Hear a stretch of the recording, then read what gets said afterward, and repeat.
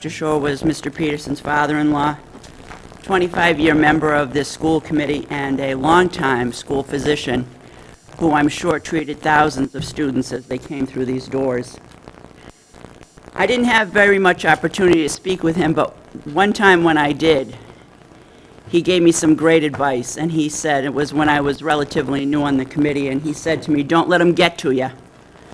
And I took that advice. So I try to take it as often as I can. I try to think of that.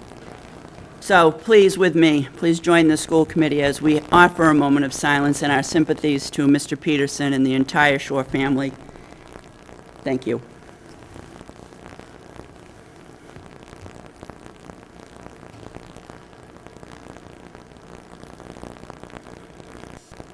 Thank you very much. I don't think we have Mr. Donovan here tonight, Mr. Superintendent? Okay. We did have a new student rep. He's not here this evening, so we look forward to meeting him at another meeting.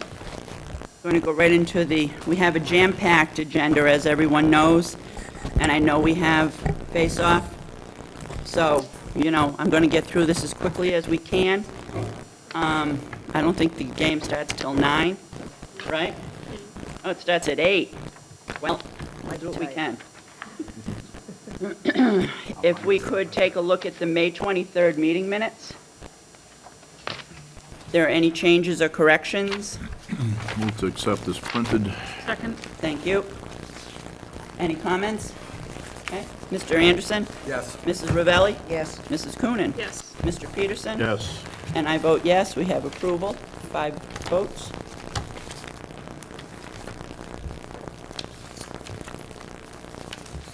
And I'm going to ask Mrs. Lawrence to come forward, please. You can bring your students. Bringing them with me. Excellent. Support.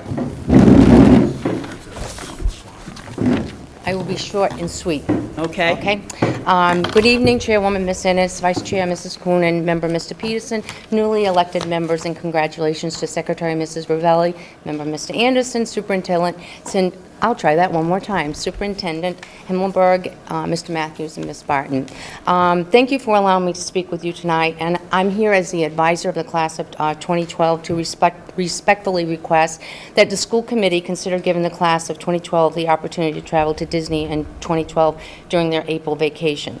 I have made an initial contact with a travel group in Florida by the name of Global Travel Alliance. They are members of NTA, which is the National Tour Association, ABA, the American Bus Association, AYTA, Student Youth Travel Association, as well as the IATAM, which is International Airlines Travel Agent Network. This group also has a liability insurance coverage of $3 million. Like any school trip that's sanctioned by the school committee, the requirements for the student to participate will be based on grades, attendance, and discipline. I will have mandatory meetings for students and parents to attend together so both are on the same page and know what the expectations are. Students' behaviors and expectations will be discussed along with consequences if needed. Parents will be requested to supply emergency numbers for all students' permission slips. And I thought perhaps a credit card in case some student might have to go, a credit card number in case someone might have to return home because of a crisis or because of some other issue.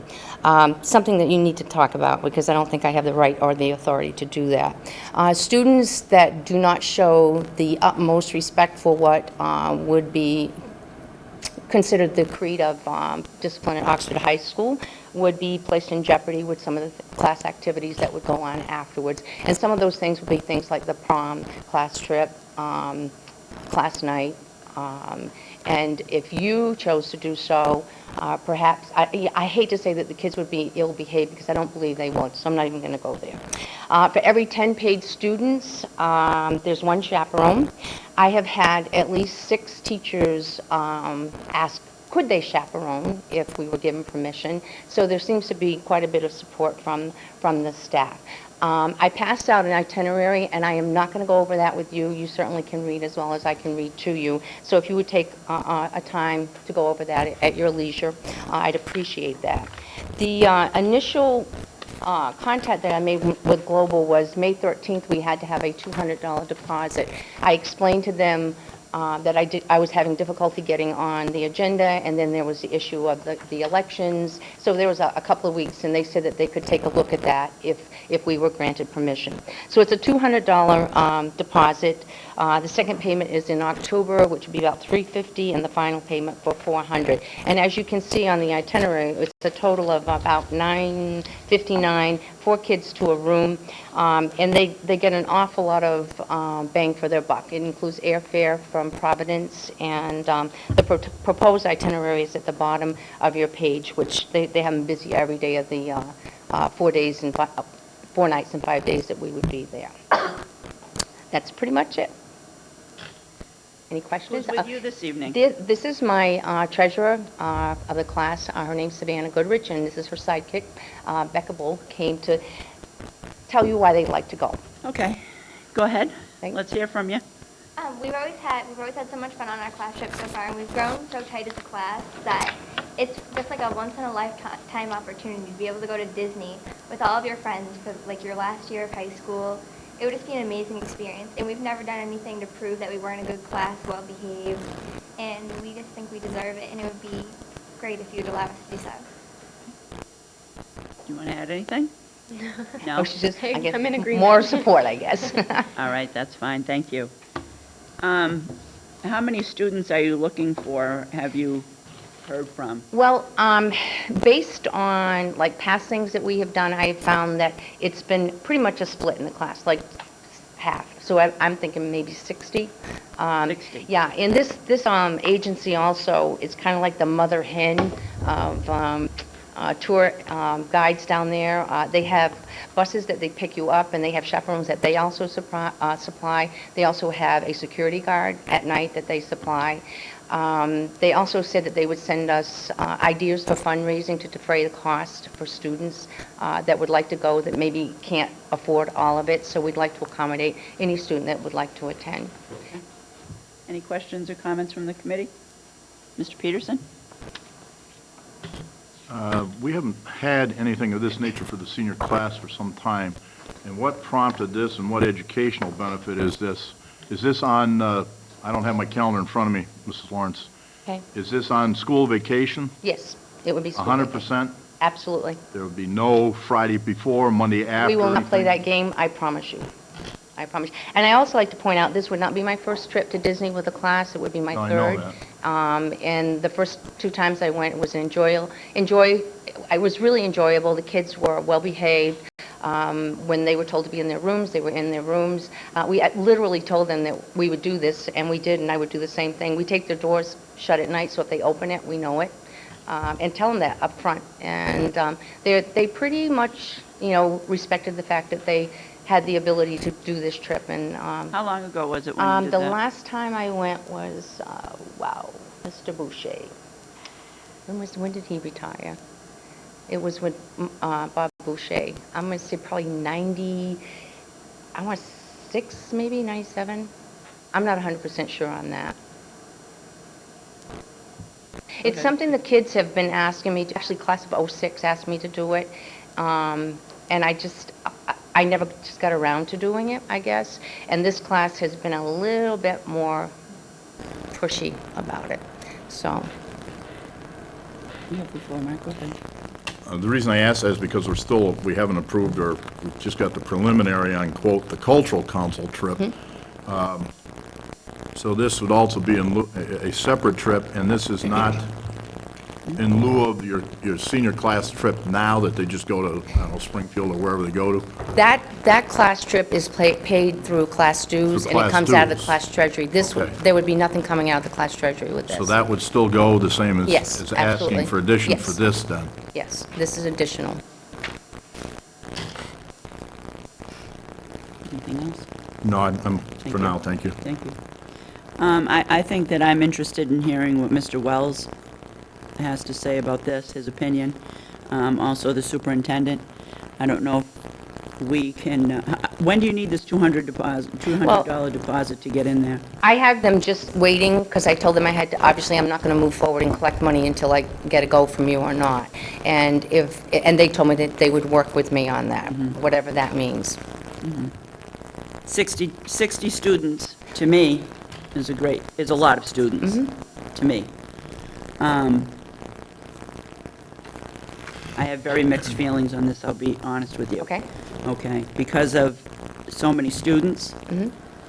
I understand it would be a great class trip. I agree with that. But for me, it's a safety thing. And it also, and I know you, I know how diligent you are, but I think I really would like to hear what the principal and superintendent, what their thoughts are on this kind of a trip, because it's not the cultural club. You know, it's a little bit beyond that. This is more of a vacation-driven, for school vacation, obviously. It's not, doesn't meet that educational purpose like the cultural trip does. So I have mixed feelings on it. I don't know if anyone else on the committee has any other comments. I don't know if Mr. Wells would like to make any comment this evening. You're free to. Mr. Peterson, go ahead. I want to hear from both of them too, Mrs. Ennis, but I'm just sitting here thinking, our policy really allows them to, I'm thankful and glad that you came forward and at least are asking permission. This is not an international this is out of state but not out of country. And I think it falls within the parameter of the school to be able to do this, but I really appreciate you coming and letting us know what's going on, because we did cut off trips because we had some problems. I'm well aware of And, that. yeah, I know that, and so am I, and Yep. I'm glad that we were able to bring some of them back, but I'm watching these with due diligence so we don't have those problems again, okay?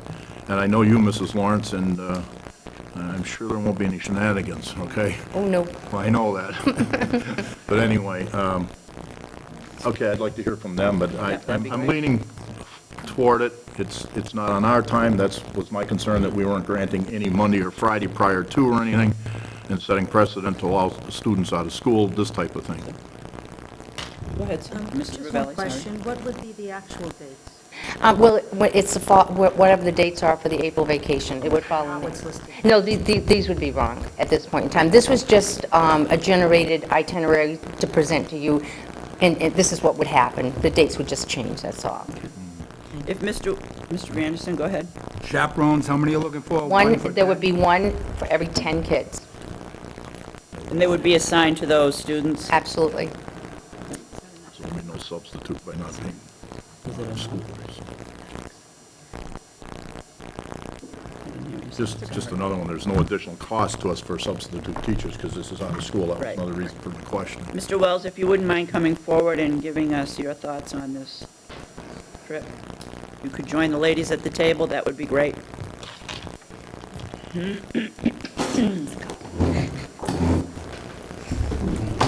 I guess he lets it go down to the end.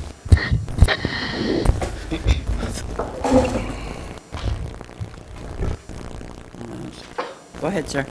Thank you, Madam Chair. Mrs. Lawrence and myself have had more than one conversation regarding this. I did give her my blessings to go forward to the school committee. As the principal of Oxford High School, I do not endorse the trip. I was comfortable with her coming before you and presenting it and allowing you to either support or whatever you chose to do, the trip itself. As the principal of the building, I just think that the liability that's involved outweighs the benefits. And certainly, it's a wonderful time for bonding. Disney puts on, I believe that this, I didn't look at length, but this is a grad night or grad nights. So it's a, No, they don't do that anymore. I think you're talking about where they close the park down. They don't do that anymore. okay, are there other schools? Because I really, because of our conversation, I think that Mrs. Lawrence respectfully didn't provide any information because she knew what my position was, you know, so I appreciate that. Disney used to do a grad night, and they'd close the park down from like 10 o'clock at night till 6 in the morning, and they no longer do that. The parks are open normal, scheduled time, like they would be. So it'll be mixed with families and Exactly. everybody that's Right. there, so Yeah, exactly. children will be, I don't want to say Yeah. children, they're adult students, that will be mixed in with anybody that's visiting the park that week. Correct. Okay, Because quite frankly, I was not interested in doing grad night at all. okay. And that's one thing that changed this year that kind of pushed me a little bit forward. Mr. Himmelberger, do you have any comment? Mrs. Ennis. I am not opposed to a trip per se. My only concern is very similar to Mr. Wells, and that is trips that are not educational really, I think, are difficult for committees to get behind. Certainly, the trip can be taken, planned for, outside of school. Certainly, the timing, meets that requirement going on April school vacation. But I think with the liability for the district, much like I think as we go forward looking at the cultural club trip, there are ways for the students to take the trips privately. And that would be my only caveat as the committee debates this, is that for the district to be sponsoring these trips puts the district and the committee in a liable position where it's not academically related. Not against the trips. My children went on trips, and it was very successful. And students do rise to the occasion and do a great job when they are out of the district. But to sponsor it is certainly something I think the committee would have to decide on. All right. Mr. Peterson? In looking at all of this, Mrs. Lawrence, that you could basically run it as a private trip without our endorsement, because it's not during school time. I don't know much about this organization. This is basically it looks to me like somewhat of a school-sponsored type organization that you're dealing with, and not just a private travel firm or something like that. Which, in difference, doesn't matter if you use the travel club or this company or something else. It's still, I'm not sure it lies within our purview at this point in time. It would be a private trip, technically, out of vacation time, so. If we could, I'd like to get some more information in regard to this from our superintendent and bring it back for discussion on June 27th. I'd like you to come back, if you could. Okay? I need you to come back so we can, I myself would like more information on this. I would like to have further conversation with Mr. Himmelberger. So I will put you on the agenda for the meeting of the 27th, and then I think if the committee has any further questions or comments, we'll be able to address them there. I want more information on you doing this privately. What would that, and What would the liabilities for myself as a person? I certainly don't have the same coverage that the school would have. Yeah. So it sounds to me like I would be putting just my person in jeopardy. that's the last thing we would want you to I'm not do. sure, like, what you're seeing liability, what your true concerns are. That's what I want to find out. Yeah, okay. What does this whole thing entail if we do it as a school, and sanction it from the school, or privately? What are the pros and cons of both ways of doing it? I think it's the best way to look at it. Okay. I don't want to say no. I don't think anyone here wants to just say a flat-out no. We just want to get further information so that we can make the right decision. Okay.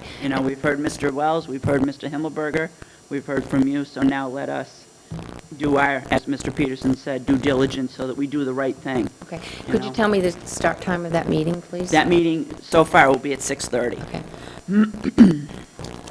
And if you could bring your students back with you, that would be great, I too. will try. If they Thank can you. make it. Because Yep. I know they're going to be out of school by then, but if they can make it. Okay, thank Okay. you. I appreciate your time. Yep, thank you.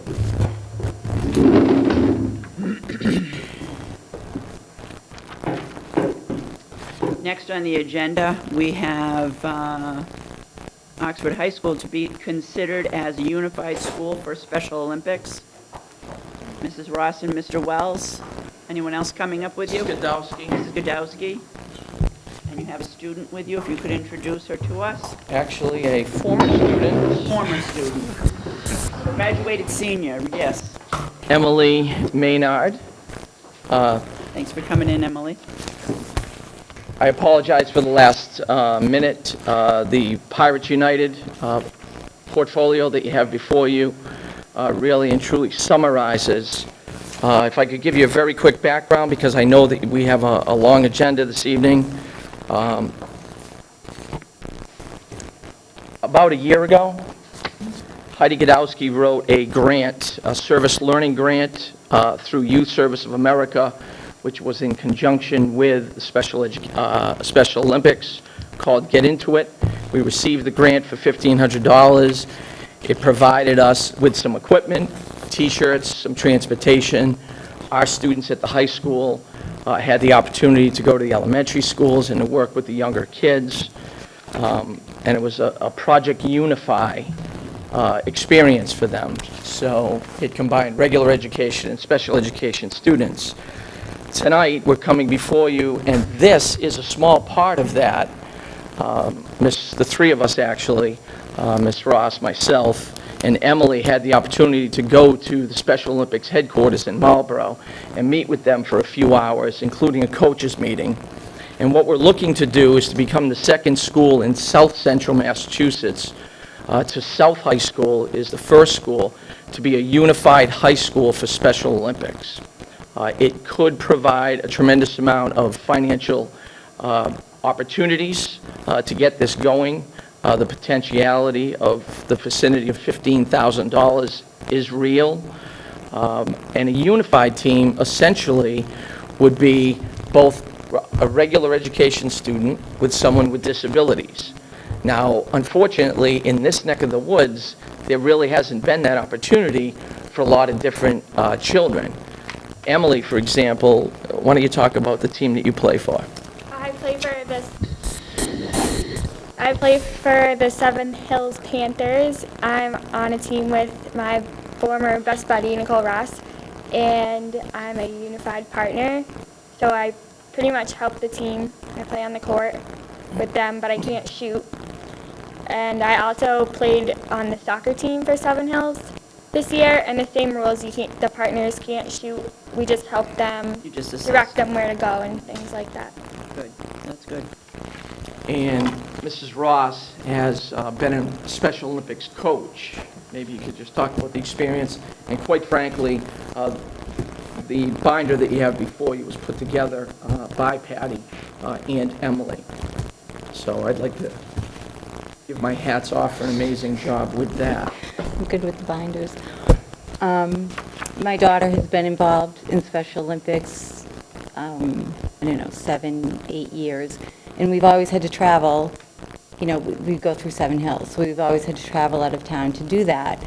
And I just think it would be a great thing for kids here to be able to do that. She's always played on a unified team as well, because I like the pairing, the partner with the athlete. What they class it as is a mentoring league. So they still go to the Olympics, they still compete. In the mentoring league, everybody gets a medal, they get the same medal. But what it is the partners help them learn the rules of the game, learn the concepts, they more direct them during the sport. It's a great thing to have. It is. And with our program, with having the sports here, we also want to add to that the Be a Fan program, which gives everyone in the school the opportunity to be involved as much as they can. Some kids might want to be involved with the Special Olympics, but they can't make the commitment of the weekly practice and the games, but they would be able to be a part of Be the Fan. And what that is, kids from the school come and have their flags or shirts, and they support our Oxford teams What, in that.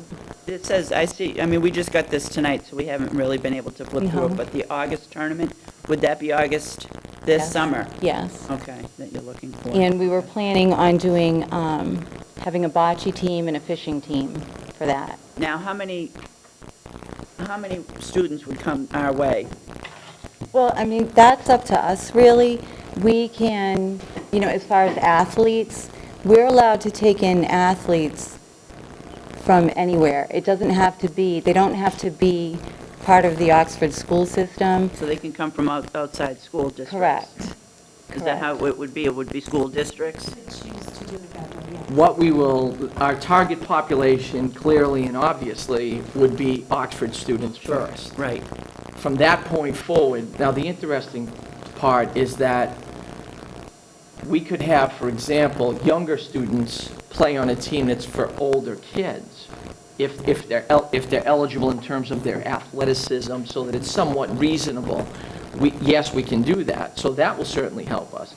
But then we can step outside of the box. We have people that are employees that either have children or siblings that have educational disadvantages that would be also interested in participating as well. And What typically happens is people will, they put a list on Special Olympics website of schools that have, schools like places like Seven Hills, of towns that have teams. Yeah. What typically happens is people will seek us out Oh, because they okay. don't have it. All right. And if we have the ability, that's how I started, 7 or 8 years ago with my daughter. I was on the website seeking people out Yeah. that had this. And, sometimes they would not have room for her, sometimes they would. So it's really something that, we will have a handle on the whole time. If we have room to take another athlete, then, that'd be great. All the more, now you're meeting more new people and making more new contacts. Mr. Wells, you made reference to $15,000. Where is that money coming from?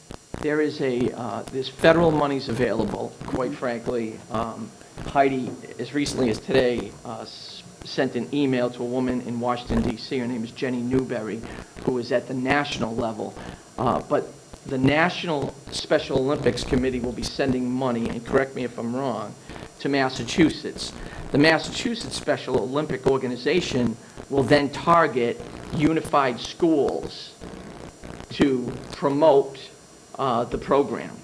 They're going to target schools to be unified schools. Right. And we have, with Best Buddies already going, and spread the word to end the word. And one of the things that is very attractive about our district that we didn't know, when Patty actually had Heather White come and talk with all of us, one of the things that we didn't know in the beginning of the school year was that we're already doing all of the pieces that other school districts, they're trying to have other districts learn to do. In that, we already have the Best Buddy. We already had Spread the Word to End the Word, our second one annual, that they had already planned on doing prior to even applying for this grant. That piece was concluded in that. We already have our student council on board, starting with the mentoring component of a grant that we worked on last year, which was the safety awareness piece. They were already on board with working unified with other students, typical and students with intellectual disabilities or other types of disabilities. So that was already happening. Between the student council and the Best Buddies as well, we were already integrated, and that's the culture and nature of our school. So when we were learning about this, we were going, okay, wait a minute, we've been doing this by brushing things together and applying for things here and there and trying to rally it together, and the funds are there for us to continue this and to move forward. So the Get Into It grant is a small component, as Mr. Wells was saying, to what Patty's doing right now, what she's looking to do with the Special Olympics, which is wonderful. It's been a dream of hers to get that going within this district, as well as many other people here. But there's been a change in the Special Olympics in that they want the younger students to be brought up and understand things without really going into what we're trying to do at the upper level, which is where you think of Special Olympics and trying to pair individuals and make sure they have the buddy, which is what we generally do typically anyway, but to make it an intrinsic natural thing, just something that happens that everybody's capable of doing things. And then by having our older kids through the Get Into It grant and the Young Athletes program be able to mentor the younger kids, which lends itself to our bullying and harassment component through the mentoring piece and our internships and outreach programs that we were trying to do at the high school, it brings that to the forefront and works with our older kids in teaching and mentoring the younger kids using a curriculum that's viable, already approved and used through the Special Olympics, as well as the Young Athletes program, which is the first physical introduction that they have, moving the kids up to the level at which our kids are at now at the high school, already understanding it. So it becomes a full process through the district, not just here at the high school, it becomes full. And that's what we're looking to do. So my piece of that was the Get Into It. Jenny Newberry, who Mr. Wells mentioned from the national level, came to Chaffee School, where we were fortunate to have work with 150 students under Mr. Yvonne. Tara Bennett was a wonderful help that day, and we worked with all of those kids through the program that we did with the Get Into It grant. She loved the program. We took pieces of what Patty wanted because we were trying to figure out how to put all this together to move toward a Project Unify school and really make it work. And so we used the Young Athletes piece, which wasn't part of Get Into It. We used the Get Into It. We had the kids create pieces and change what the Get Into It curriculum did to fit our school. And she loved it and said she would like to use it as a pilot. And she also said that we would be easily a Project Unify school. Her name is Jenny Newberry, and she runs the Project Unify program, and she's in Washington, D.C. She's traveling right now, and I sent her the emails just so I can get some clarification for you, for just, additional facts and information for tonight. So as soon as I get my answers, I will forward that to you. All right. This is a low-cost, no-cost, low-risk, no-risk venture It's a win-win. that can only help us. What we've done over the last 2 years has certainly helped the temperament, most especially the climate of the school, in a multitude of ways that really, can't be measured without just talking to kids, quite frankly, and getting their input and their opinions. We will be covered under liability insurance for Special Olympics, so that, in terms of, I believe it's a gross $5 million liability. There's a $1 million liability for transportation. We would just need to use our facilities. And as far as safety, anyone that comes in contact with the athletes, Special Olympics has the forms. They have to fill out a volunteer A form. And if they're under 18, they're required to have 2 letters of reference. If they're over 18, that's right. If they're over 18, they need to put their social. So in Special Olympics, we'll do the quarry. So, like, I'm quarried here, and I've taken the coach training and the safety training, but I still have to fill out that form and let them quarry me as well. Any And all those questions or forms are comments in from your your committee? binder. Mr. Peterson? You keep alluding, Mr. Wells, to a low-cost situation, no cost to us. I have no problem with that. My concern is when you get involved with the state and the federal government, if you take the 15,000, are we automatically mandated to take someone from Webster or Auburn or somewhere else? No. Okay. That's my concern, because once they mandate, they dictate. The Special Olympics actually changed their format this year. They used to have the schools apply to the government to get the money, and they didn't so much like how that worked. So now what they're doing is they are getting the money from the federal government, and they are being in control of the schools to get the money. And what they do is they set us up with an account. Our school will have an account. And fundraising that we do, like we participate in, my daughter and I, and Tara Bennett and her family, we have a team in the Trick or Trot every year. And, we make up a silly little team name and put it on the website, and we raise money for Special Olympics. Having our own teams here, we can put Oxford High School Pirates United team. Any money that's donated on that website goes directly into our account, not Special Olympics as a whole, but Special Olympics at Oxford. And they hold the money, they send us a statement once a month, and they disperse the money to us. So if we order uniforms, if we order uniforms, for example, shirts, golf shirts for a bocce team, we just simply do a purchase order through Special Olympics. Richard doesn't even have to be involved at all. What kind of account is this, though? Is it a revolving account? Does it become a school account? It's a Special Olympics account with Oxford United as the beneficiary, if you will. So who controls the funds? Where does the control come in? Is it do you decipher? Well, it would be the Oxford Public Schools, so Okay, we so it certainly... becomes a school account, but is it a revolving or no? I would imagine it would have to be a special revenue account of Okay. some sort. That's where I'm- But yeah. I haven't seen, Right, we'd have- any of the documentation on so much. And we are also allowed, even doing it that, we are also allowed to, like I sent away, and we have the printer recycle boxes coming to put in some businesses around town. Yeah. We're allowed to put the Special Olympics logo on it, so people would know it's for Special Olympics Okay. at Oxford High School. That money, we're allowed to keep in an account here for us. We don't when we do our own individual fundraising, we don't have to send it to Special Olympics. We're allowed to manage that here. Okay, all right. Mrs. Ravelli, you had any? The age ranges of the students that would be involved? Well, you have to Because be 8 there's- years old to participate in Special Olympics. Right. And then they break it down, I think it's like 8 to 13, 13 to 18, and 18 and over. And that's all, you practice, and before the Olympics, you go to what's called a qualifier, because they want to make sure that people of the same level are playing against each other. That again is our... We would target the high school population, which means that the younger kids would be able to play up, if you will.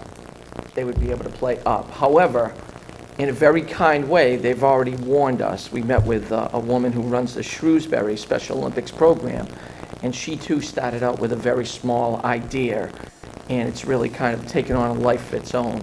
So in terms of volunteers, in terms of the number of teams, we would like to begin, excuse me, with bocce, and then go to an outdoor track in the spring. But the potentiality, fishing is really kind of a one-day fishing tournament at the Quabbin. And I've already made a connection with, we have a Bassmaster Pro here You in don't want them Oxford. fishing at the Carbuncle? Well, that's where they're going to practice. They're going to practice. So we may have to stock some big ones, but Mr. Peterson? Yeah, I guess a couple more might have been answered as we go. It looks like a lot of reading, and this is laid out well. I appreciate whoever put this together for us. And as you said, Mr. Wells, apparently Shrewsbury and some of the other towns had fast-tracked. That's my concern still, that we don't push our own students out. I think we have enough need here to take care of our own first before we worry about outreach and letting others in. The only reason that I think about outreach is we only have so many athletes in this town in that age that we're targeting. Okay, that was my And if next we question, wanna where we keep it stand as far as going numbers. through the year. When we talk about other towns... school choice would be the best analogy that I could Okay. give you. All right. And we're not talking about having partners from other towns. We have... No, I lots of think I students understood here. that, I'm just But, the we're not influx gonna of have- students Right.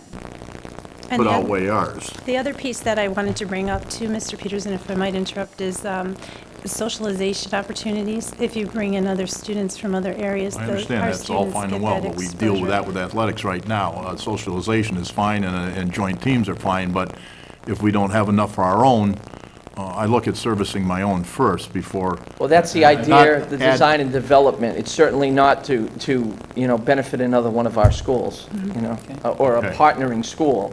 We don't have a partnering school. Okay. No. And the purpose is for Oxford students first, and then to fill from there. And depending on the sport, and depending on the disability, sometimes it's very difficult, and sometimes, for example, kids in wheelchairs can't necessarily participate in every sport. Yes, go ahead, you have the floor. Do you have a schedule of these upcoming events? Right now, we're on the downhill for the summer. My concern is that you fit in with the rest of our system here. We only have one track, we only have one soccer field out here, et cetera, depending on what you want to do. And so that, I don't know who would be in charge of this, along with the athletic director or whatever, to schedule for our facilities accordingly. That really wouldn't be a problem. It shouldn't be? All right. We'll just make sure that practices are scheduled around, like, our baseball field may be being used right now by Brindley Foundation. We have a softball field that's going to be used this summer for the Bay State games. So we would work, athletics would be first, and then we All would... nonprofit organizations, I hope, that are filling out the proper forms. Absolutely. Typically, Special Olympics practice consists of an hour a week, and it's, Yeah, I don't mean, this would not sway me one way or the other to not let you have it, that we couldn't organize in our own scheduling and stuff here, that's all. It looks good, looks great. I just wanted to piggyback on a question that was asked about the ages, and we have a young athletes program as well that we purchased equipment for already, which meets the needs of younger students, those that can't participate, that are younger than 8 years old. So that helps developmentally get them ready, if you will, and included. I'm sorry. Mrs. Conan? I move to accept as printed. I have a motion, do I have a second? Second. Thank you. Yes. Thank you. Yes. Yes. Peterson. And I vote yes, 5 in the affirmative. Thank you very much. We appreciate it. We appreciate this binder, too. All Mrs. Ross and Emily. More of our summer reading, thank you very much. Could use a couple more. Yeah. Video in there, too. Yes. Staples Yes. has a sale every Gonna be fall, later. load up. Next on the agenda, we have Mr. Himmelberger. I'm going to let you take this one. Our food service director approval, please. Thank you very much, Mrs. Ennis. About a year ago, the committee endorsed Ms. Pat Hokinson as the interim food service director, and she has done a terrific job this year. The program hasn't missed a beat, and as a matter of fact, I dare say has continued to improve, and she has done a thoroughly professional job dealing with all that she has on her plate.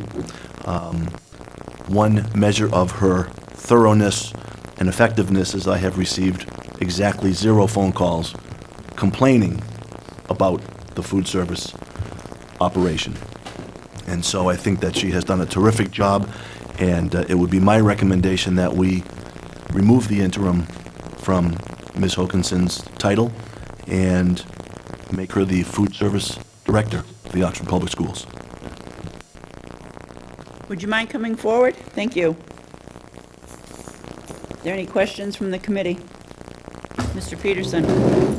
I have no problem doing that, as long as you have provided no further information. Where do we stand contract-wise with Ms. Hokinson? Without going into probably legal areas for negotiations or whatever, how do we handle this now, right? There is no personal contract with Ms. Hokinson, as we have ended all of the individual employment contracts several years ago. There would not be any contract per se, and it would be certainly, she would be in title only, but certainly her job responsibility will not change a bit. And salary at such stays the same at this point until renegotiated with us? Correct. Okay. Okay, thank you. Well, that you've gotten no calls, and that we've gotten no calls, Welcome aboard. means things are working Stay rather on. well. And that, I appreciate. Stay on. So that's great. And everything is going well for you? It's going great. You enjoy what you're doing and all that? That's good. Great year this year. Good, that's good. That's good. That's good to hear, because, as you know, we've had years where it was rather rocky. So that's good. We welcome you. I don't know if the committee has any questions? More comment? All set?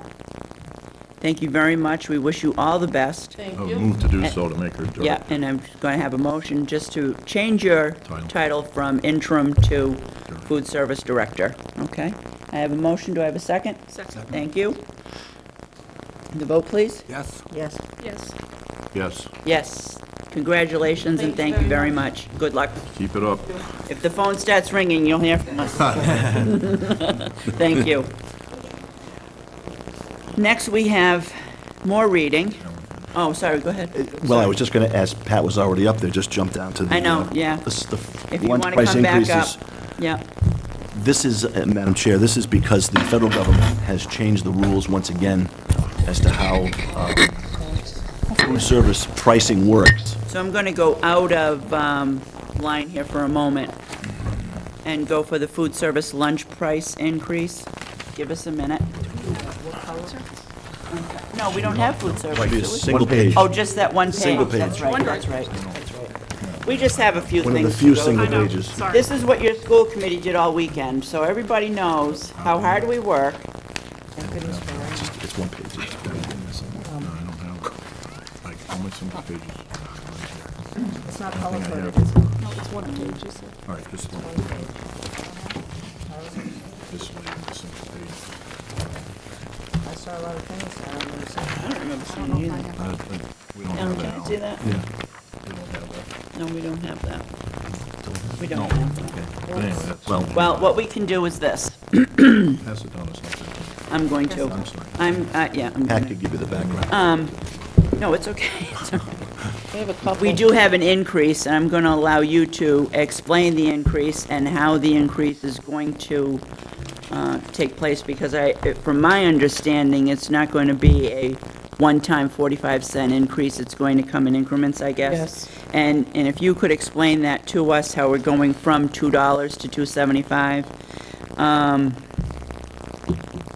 Let's see, 2 1/4 to 3. Elementary will be 2 1/4, middle and high will stay from 2.25 to 3, okay. So I will allow you to fill us in on how this is going to work. This is one of the regulations coming down from the federal government. They want us to get the same price, same amount of money from a child that pays for lunch as we get from the government that gives us the money. Right now, they're giving us the $2.45, and right now, we're not matching it, we're at $2. So in order to do it, I'm asking to go up a quarter this year, and then I'll have to come back next year to go up the other 20 And the cents. feds are allowing that. That's what they want. And they may, right now, they're deciding whether they're going to give us another 6 cents down the road. Everything's still on the table. This is the only regulation they want as of July 1st Okay, of this year. all right. Well, it's really out of our hands, you know. It is something that, another mandate, our favorite things. Yes. So, is there any questions, or Mr. Peterson? comments? I heard you say, Pat, that you're going to come back next year. Why can't you just implement it all now and just go year by year as it's going I to be? think if we go, I think 45 cents is going to be a lot for a lot of people. That's not what I meant. What would you mean? Do Just it all now? approve the 3-year step or increments or That whatever could be you a want to do, motion. and get it Okay. out of the way It- and be done with it. It would make We it can do that. easier for you, we would have it in the And us, minutes, yeah, and it would be done. Sounds You good don't to have me. to keep To have coming you back. remember to come back for it next year. I'll entertain that motion if So there moved. is one, okay? Second, Thank you. I'll call for the vote, please. Yes. Yes. yes. Yes. Yes, 5 in the affirmative. So you are free to implement it as necessary by the paperwork here and as you need. Okay. All right. All so right.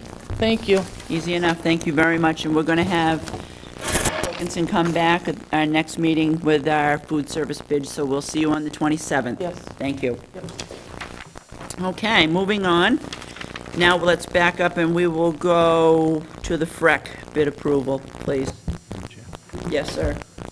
I just wanted to let the chair know that I believe Mr. Wells or myself was negligent in letting Ryan Donovan, our student rep, know that the meeting started at 6. So it was not Mr. Donovan's fault. I'll take 50% of the blame on that one. Ryan, I'll make sure you have my email. Let it reflect in the minutes that he was here on time, not late. That's right. Ryan, we're going to come to you in a little bit, okay? Thank you very much. All right, if we could go to the FREC bids now. Mr. Superintendent, I'll let you take this also, or Mr. Matthew, whoever would like to. As the committee may or may not be aware, certainly existing members are, for the new members, we bid a lot of our supplies through the French River Educational Collaborative.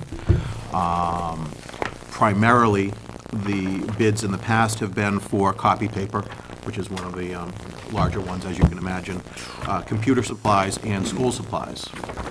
This year, we also added in custodial supplies, and the pricing there looks like it will provide some benefit to Oxford, so it's very exciting to be involved in something new.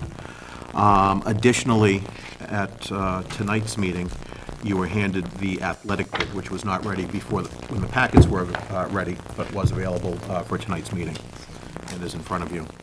I believe last year, the committee voted the bids together and simply gave an up or down vote.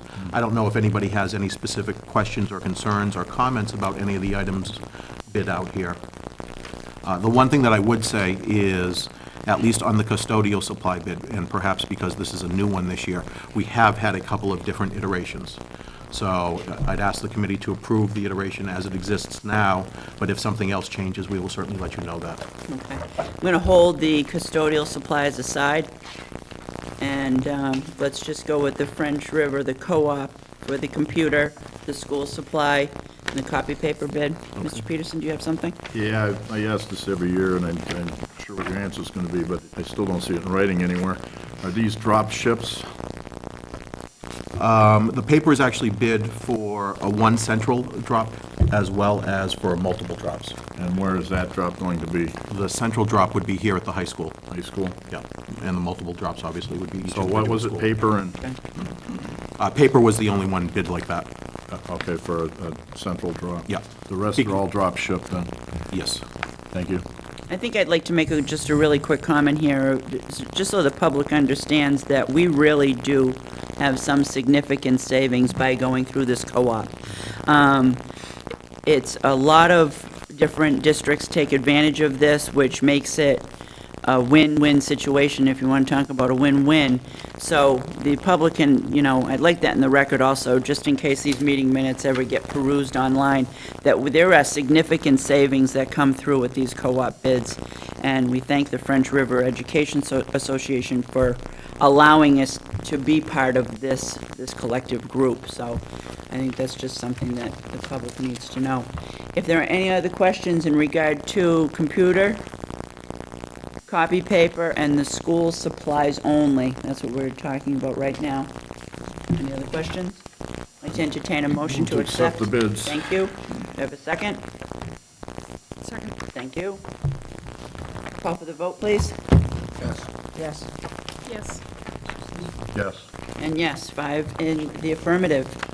Thank you very much. Now we'll go to the custodial. Madam Chair, Yes, sir. I'll excuse myself from this. Thank you very much. Please put on the record that Mr. Anderson has recused himself from this vote, and he will return in a moment. Now we have the bid for the custodial supplies. Move to accept as printed presently. Thank you. Do I have a second? Second. Thank you. And the vote, please? Yes. Yes. Yes. Yes. 4 in the affirmative, and we will say 1 recused. Yeah, let's put it as recused. Thank you. Very good. That was good. Thank you very much. Now, I think the only thing we have now is the athletic. Yes, and that was All right. the lately received. Food service. Food service will do on 6/27. Why don't we do athletic also? That's fine. That way you guys will have a So we chance to can look at take a it. look at There's the no rush. athletic. So I'm going to hold the athletic till the June 27th meeting, so we can take a look at that.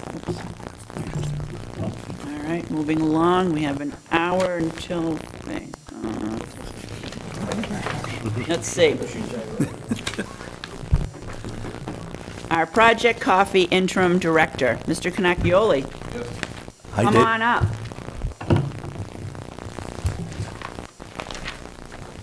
As a graduate of Wachusett Regional High School, your father was the one who would belt out a good tune now and then throughout the corridor. We always knew who Mr. Cannacchioli was. I can imagine. And I hope that he is well and your family is well. Doing well, thank you, yes. Thank you. Thanks for coming in this evening Thanks to for having introduce me. yourself, and I'll have Mr. Himmelberger. Before he gives more introduction, I will tell you, you have joined quite a cast. And this sitting school committee, I think you will find, is very supportive of our schools, the core of the education. I personally think Project Coffee should be a nationwide endeavor that schools can, I think it's one of the greatest things that this district does. It gives kids that really need that second chance or third chance the opportunity to see how great they really can be, Right. So, in saying that, you have some hefty shoes to fill with Mr. Sikonsky and Mrs. James. Yes. They have been fantastic directors, and I know, from some of your background and your family also, and what you've done in the past, I think that you will be an added addition that will be very welcome here. So on behalf of the committee, thank you very much for coming in, and welcome Appreciate that. aboard. Thank you very much. You're going to Madam find this is a very nice town to raise a family in, to live in. We're a little quirky now and then, you know, but it's a very good community, and we wish you all the best. Thank you Mr. very much. Himmelberger. Thank you, Mrs. Ennis. I wanted to welcome David publicly, and as everyone knows, the Project Coffee directorship is not the easiest job to fill, and we were fortunate to find someone with David's background. He has extensive experience working with at-risk children and students, and is currently finishing up a stint with the Fanning Learning Center in Worcester. And we are very fortunate to have David start on July 1st, and we look forward to his tenure, and I know that the administrative team will support him as he charts his course with Project Coffee, and we look forward to having him with us. Any comments or questions from the committee? Thank you. Thank you very Thank you much. very much. We appreciate it. We will be seeing more of you. Yes, you will. Thank you very Thank much. Next on the agenda is one of our favorite things, the summer reading list. I'm going to start with our elementary. I want to mix it up a little. I guess that's me. Well, elementary principals don't want to come forward? You No? noticed they didn't follow me, right? Don't you want to be supportive of your curriculum director? Thank you, Brenda. Certainly. Tell me anytime, I'll get them up here. I'm doing the talking.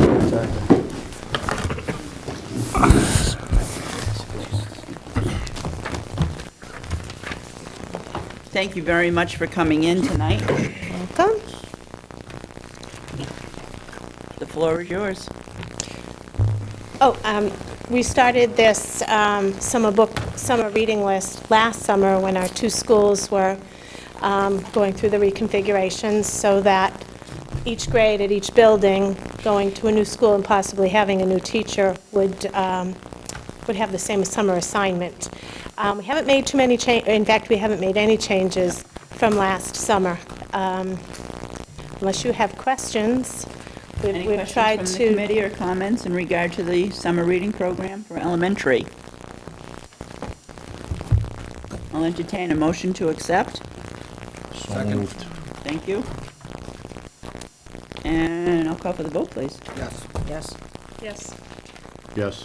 And I vote yes, 5 in the affirmative. That was easy. That's very easy. Why don't you gentlemen stay, and we'll go handbooks and school improvement. We'll kind of just get this out as, quickly as we can. Keep flipping through your pile, that's all you can do tonight. All right, why don't we start with the handbook? As with our reading program, we've very few changes for this coming school year. We've been working on this elementary handbook for the 6 years that I've been here, and I think for the years before that. The only change we have this year is an addition related to the bullying policy, which is a requirement that we put language describing the policy in such a way that our parents and children can understand it better than the legalese, which is, the policy. As far, if we could go into that bullying for 1 second. Have either of you discussed at all, and I know that we kind of touched upon this when we were having our meetings as a subcommittee, as an oath by the students, or are they doing anything like that now where they kind of make a pledge for anti-bullying within the classroom and maybe sign off and have the principal sign also? At our school, we have we brought in a bullying program called The Power of One earlier in the year, and as part of that program, they developed an oath for the school. Okay. That oath was put on a poster board. All the students in the building signed it, and it is on display in the hallway, the entranceway as you walk into the building. That's great, okay. That's We excellent. don't have a particular oath that we use at the Chapey School. However, each classroom reviews and develops its rules and procedures, which, while maybe worded differently, are the same from room to room across the building, and then children sign and accept those and understand that these are accepted behaviors, and we And do you discuss what the notice unaccepted that there behaviors. is less bullying, or how is it? Is it still an issue? Well, as far as my school goes, we've only had a handful of issues that were classified this year as bullying. Okay, We do have a number of incidents that are not classified as bullying, but as defined by the law right now, I think maybe 3 okay, that were classified and forwarded to Mr. Himmelberger as bullying. okay, great. Any questions or comments from the committee in regard to this handbook? Mrs. Conan? I just have one question, and I'm not sure which handbook is right, but all the, for the sexual harassment, complaints of sexual harassment, there's some differences from school to school as far as whom it should be called. So I don't know, I mean, I'm looking at the elementary school one, and I can see it's Nancy James, so I'm just thinking that we Things will just be need to changed. align that. Yep. Yes. We'll align those. Thank you. So those corrections will be made? Yes. Okay. Mrs. Ravelli? Actually, I already emailed the two of you regarding the handbook. I thought that parent-student was wonderful, because it tells you from the get-go, you want parents to be involved, and you're telling them that this is for you too. And there was quite a bit in there for parents to say when conferences were going to be happening, how they can volunteer in the school, very specific things. It was very nice. Thank you. So thank you, as a parent too. It is when you read through it as a parent, it is a very welcoming document, which is something that Mrs. Ravelli and I have discussed also, that it does, which is something I'm a great fan of. I think the parents should be in the buildings. I think that they should volunteer when they can, attend the events, I think it's important. They're the first teachers. I think it's a vital part of education. So, again, good work, as always. So, thank you. Do I have a motion to accept, or did I get one? So moved. Thank you. Thank you, Darcy. And a second from Mrs. Coonan. I'll call for the vote, please. Yes. Yes. Yes. Yes. And I vote yes. Thank you very much. Now we'll go into your school improvement plans. Who would you like to start with? We'll start Well, with- let's go with Clara Barton first.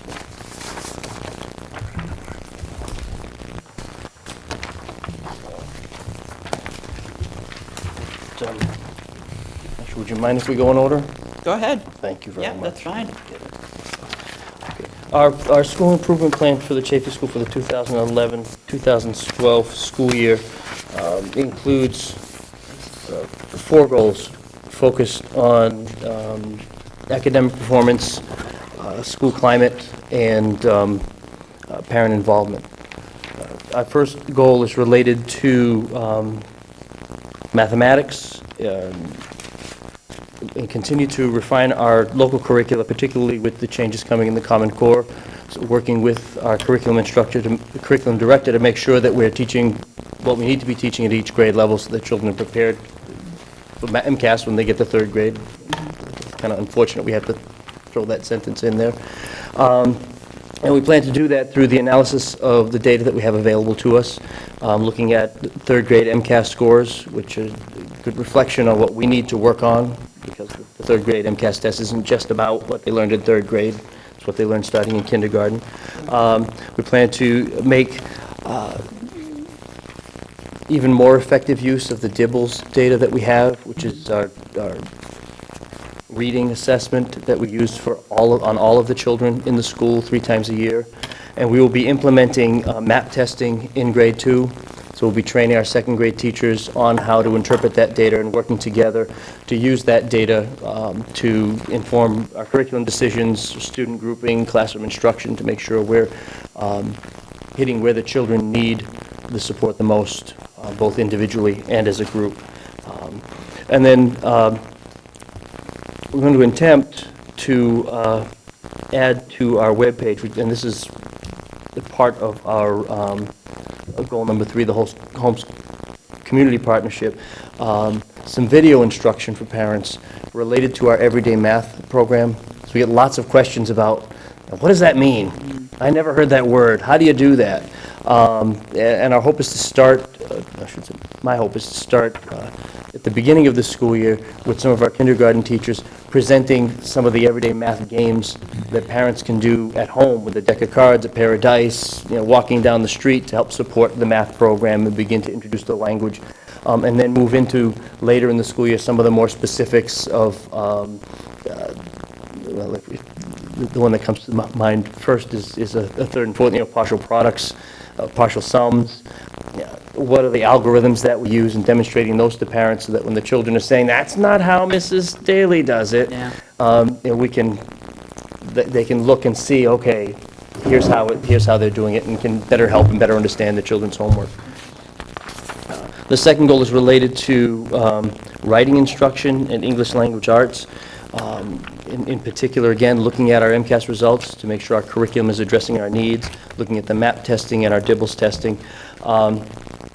Continuing to use the Foursquare organizer for writing, and beginning in the fall, everyone implementing a new, is it district-wide, Mrs. Daly, or just K through, district-wide writing program, K through 12 writing program, so that we're all, beginning in the fall, will be using the same language, the same ideas, similar processes, so that going from classroom to classroom, grade to grade, building to building, there's not a new structure for the students to learn. It's built in place, and we can continue to build on their writing ability as we move through. So that will involve professional development as well as the materials for our students to work with. Can I ask one question? Certainly. Real quick, about the DIBELS. When you go into DIBELS and you're going to begin MAP testing for grade 2, are you going to be able to look at both and see any kind of correlation between the two, or no? We can do that. You can? Is it? That's what I'm wondering. We don't have there's no magic program we can throw them in that'll do that.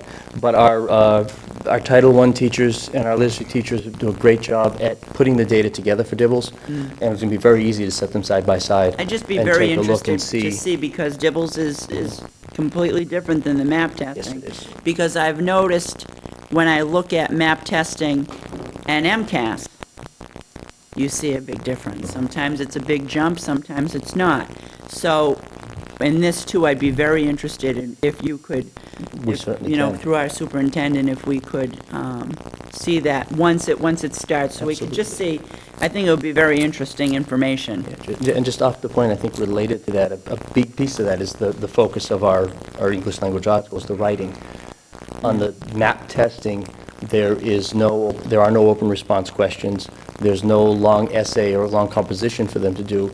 And when we have analyzed our MCAS scores over the past few years, we've seen the multiple choice questions, we've been around 80% correct for most of our children, but we're not hitting the mark with the open response and the long composition. Well, we're looking for great things. And that's this go exactly what around. we're trying We to do. really are. Absolutely. Very hopeful. Our third goal is to continue to build and strengthen the homeschool community partnership. We'll continue to involve our students in community service projects like the Pennies for Patients. Hopefully, there will not be as many unfortunate events as we've had over the past year for us to get involved in, but support for Haiti, local tornado relief, earthquakes all over the world. We will, as I say, explore our math in the community and our math supports on our webpage. We'll continue to refine the Chafee newsletter. I'd like to look at the possibility of putting a lot of that online so that we can include pictures and longer articles without worrying about how much paper we're using, the quality of the print in the pictures, and having things in color, and just having a monthly important dates going home to everyone. And that's it to that goal. And then finally, continue to provide programs which promote positive social behavior, inviting guest speakers, performers, motivational programs into the school, continuing with our second step curriculum in grades K through 2, and to continue our Chafee Champs recognition programs, our SPOT program, and our Mighty Manners program. We've found them all to be effective in recognizing positive student behaviors, but also increasing those behaviors throughout the day. Great. Now that the end of the year is here, how was the year? We had a great year. Good. I was speaking with Mr. Himmelberger this morning, and if we could take the transportation issues from the beginning of the school year out, I'd say it was a terrific school year. What transportation issues? Don't want to hear it? No. That's good to hear. Mrs. Ravelli? I just have one comment. The district goals in your improvement plan Yes. are different than the district goals on the website, and I don't know which ones we're using this week. But this was the last set of district goals I had. And if we need to adjust that, I can. Yeah, the goals are in the process of being reworked for next year, but I did want to put those up. So you put, okay. Yeah. That will be an agenda item that we're going to Exactly. bring in. Thanks. Definitely. Small I'm doing it pamphlet. for you. Small pamphlet? Small pamphlet. Yeah. So next year, those new goals will be reflected in here. And just for the public to know, who was on your advisory? The School Advisory Council, and this plan, and a lot of work was done by Ms. Sandra Granahan, one of our kindergarten teachers, Ms. Sandra Rivet, our school nurse, Mrs. Cindy Capuano, parent and PTO member, Mr. Raymond Lentine, parent, and Mrs. Shelley Lambert, parent. And please, on behalf of the committee, give them our thanks. Absolutely. All right, I would like to entertain a motion to approve the Chafee School Improvement Plan. So moved. Thank you. Do I have a second? Thank you. You're slipping. Call for the vote, please. Yes. Yes. Yes. Yes, thank you very much, gentlemen.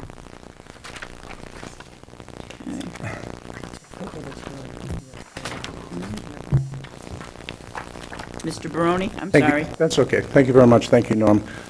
At the Clara Barton School, we've established 3 basic goals. The first goal that I'd like to talk about is parent involvement. One of the things that I'd like to see happen next year is try to get more parents involved in the school on a daily basis, not only just doing work around the school, but also involved in the classrooms. I think we need to do more of that. Partnership with the parents is integral to the success of the students and also to the success of the school. We'll be putting together a parent advisory committee next year to work on ways that we can bring more parents in. A couple programs that we've already talked about, our Mystery Reader program, where we could have parents coming in once a month in the different classrooms. Another program that I utilized in Ashland that I will be incorporating next year is what I call a monthly walk and talk with Mr. Barone, where I invite parents in on a monthly basis, and we do I have a little coffee in, take a tour of the building, do some drop-in visits in the classrooms, give the parents a chance to see what's actually happening in the classrooms, ask some questions of the teachers and the students, and then do a wraparound type of a meeting with the parents again. So things like that, and more ideas will be generated. But again, I'd like, and I've expressed that concern to the staff, and also try to get more parent involvement in our PTO. So as a parent and also as an educator, I think that's a critical piece. The other goals are related to MCAS. As you can see, MCAS, we're looking to improve our MCAS scores in both math and ELA. I was talking to Alan today, I'm very excited to see what the results are going to be with the MCAS this year. In math this year, one of our new initiatives, and I think I spoke about before, was we put together flexible math groups within across all of the third grade classrooms and half of the fourth grade classrooms, where students are mixed according to their ability level. The groups are flexible, where kids can flow in and out of the groups. We've had great success with that this year, and we're doing it across the board in all fourth grades and all third grades next year. Great. In third grade, we piloted a program for our ELA where I'm trying to bring in a more balanced approach to literacy, and with the use of leveled readers and different types of chapter books that will be made available to the students according to their ability level, and those would be determined by MAP and DIBEL scores and MCAS scores as well. So I piloted it this year in one of the third grade classrooms. We started that in January. It's had tremendous results and tremendous success. We're looking for an improvement in scores, but also what we're trying to do is we're trying to develop a love for reading. We're trying to bring back that love for reading for kids and for teachers as well. I'm going to be putting together a data committee next year. That was one of my intents this year, but I wasn't able to get that off the ground, where I'm going to put together a group of people and work in conjunction with Neil and Joanne to analyze the data that we get from the different tests and really get into the fine details of where we can improve and then come up with action plans in order to make that happen. It's a great idea. So, as you just heard, I mean, there is a lot of information that's available. It's just a matter of taking the time to look at it, go over it, and come up and develop some useful tools and strategies. And the teachers are very interested in that information as well. We gave all the teachers the results of all the MCAS scores from last year. They found that to be very helpful, but we want to go a little bit further and dig in a little bit deeper next year. More proactive. Yeah, so we're pretty excited. And again, it's just MCAS is just one score, but it is a vehicle that is important to pay attention to. Great. And if you could tell us who's on your advisory? Well, I don't have the names because this year, actually, the committee was very limited to myself and a couple other people within the school. That is Do you have another... any parent involvement? No. That's a shame. But that is something we will be doing next year. Yep, absolutely. I know it's difficult to get the parents involved.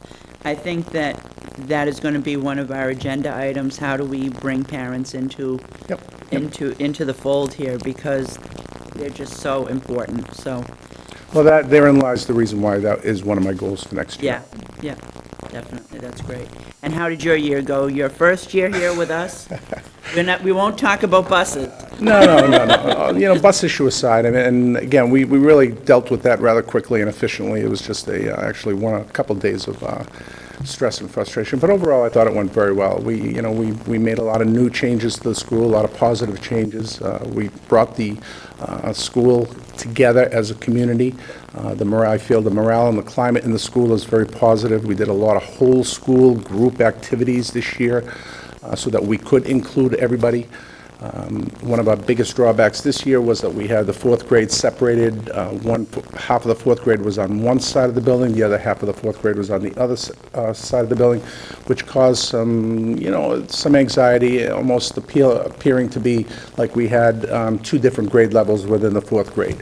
This year, for next year, I'm redesigning and restructuring the building so that all the fourth grade classes will be on one wing, all the third grade classes will be on the other wing. So that's another positive change that we're looking to, that's going to help everything, because that's going to give them more opportunity to collaborate, more opportunity to plan and meet and discuss. Great. Mr. Himmelberger. Mrs. Ennis, I just wanted to speak to the elementary schools because I feel that both Mr. Barone and Mr. Yvonne did an outstanding job this year because we gave them two basically new buildings. We gave them new staff, we gave new structure, a totally fresh start. And the faculties came together. I think the students benefited by it, and I'm really looking forward to the results as we move forward because we're very fortunate to have the base now that we have in our elementary buildings.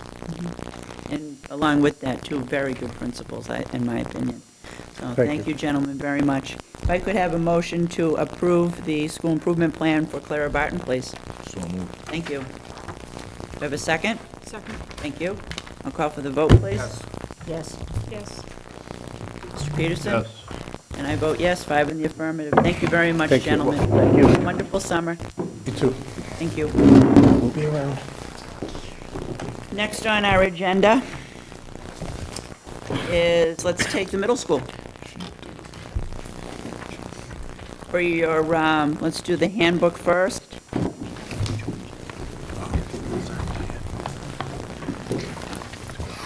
Elementary, hold on, let me just get my bearings here. Middle school improvement plan. If you look at our handbook, what's highlighted in gray is what has changed from last year's handbook to this year's. So that would make it a little bit easier for you to just... Can I just tell you that's a huge help? Well, otherwise, you're reading all of this and, Huge. who can remember exactly what it said last year? So any changes are highlighted for you in gray. Any questions or comments from the committee in regard to the middle school student handbook? Mrs. Ravelli? One of the things that I guess we're trying to do overall is to include community, families, et cetera. And I did see community service listed in here, and I guess it just disturbed me a little that it was only mentioned in reference to restitution, and we didn't talk about community service and how we do deal with the community and how we interact with the community, except for restitution. You know, if we, whatever, wrote on the walls, we'd have to clean. That's community service. So that was, to me, something that I think we could do more with, in a more positive way. So that was just one minor thing. So you're looking for community service instead of it to Well- be as a punishment, more of a, I guess, follow-through that starts with the elementary and kind of keeps going on? Is that- Right, it okay. kind of stops here, and I'd had the same comments for the high school when we get to that. There are no real requirements. I was surprised, actually, and I know I'm jumping at the high school, that there are no requirements. I didn't realize that, unless you're in certain organizations. And if you want to include the community, you have to be out there with the community, and they have to see the children and what the schools are producing. So I just like to see something in a positive way presented. Any comment from Mrs. Hackett? Our student body, while we may not require in writing any type of community service, our National Honor Society students do have that requirement, and that is probably close to 100 students in that group. The Student Council also has a requirement for community service, and that may be another 50 or 60 children. In response to any disaster or any type of need within the community, our students pretty much on their own have stepped up to the plate and recommended that we do raising money for Haiti after the earthquake. Our students raised through bake sales, through hat days. We raised over $4,000, and that was the students themselves coming forward. While we did not require it, they certainly do step up to the plate. Thanksgiving, they collect food in every homeroom for the month. At Christmas time, the same thing. In the spring, we usually do a fundraiser, not funds so much as supplies for the animal shelter. This year, we did also raise money for the animal shelter in town. While it's not a requirement, our students have been very proactive in stepping forward to do it, even though not required to. Perhaps the values that were instilled by their family, maybe in lower grades, it has become a natural part of their everyday life with us. So it has not been a need for us to require it. We've had excellent response without having to put that in writing as a requirement for them. Thank you. But we certainly could, look to that. Well, I think that, between that and just informing parents what opportunities are there, not only for community service, but even just a mention of that you, and I know there are many things that the middle school does. We have concerts a few times a year. You have a beautiful play that you put on. You also do, what was the other thing? But regardless, there are many things that you do to include the community, but I don't think you tooted your own horn there to say that this is what we do, and to let new parents, because you have new parents coming in 5th grade, right? And they don't know what's changing from 4th grade to 5th grade. So what are, just presenting what you do. For those parents that have maybe a 7th or 8th grader like myself, well, I've learned over the years what's there. But just presenting to let them know, here's where we are. Maybe in an administrative council meeting, we could discuss with all the schools some public relation ideas that could serve.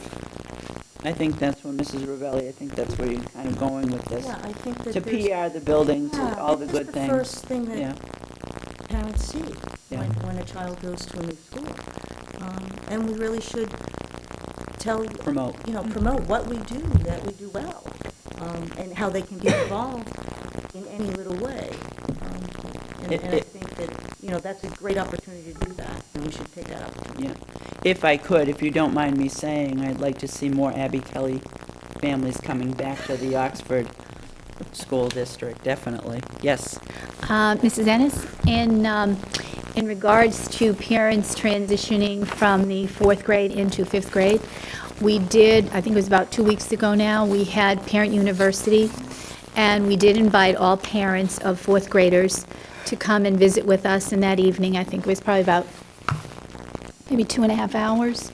And we started off with a slideshow presentation of the school to kind of get acquainted with the programs that we offer.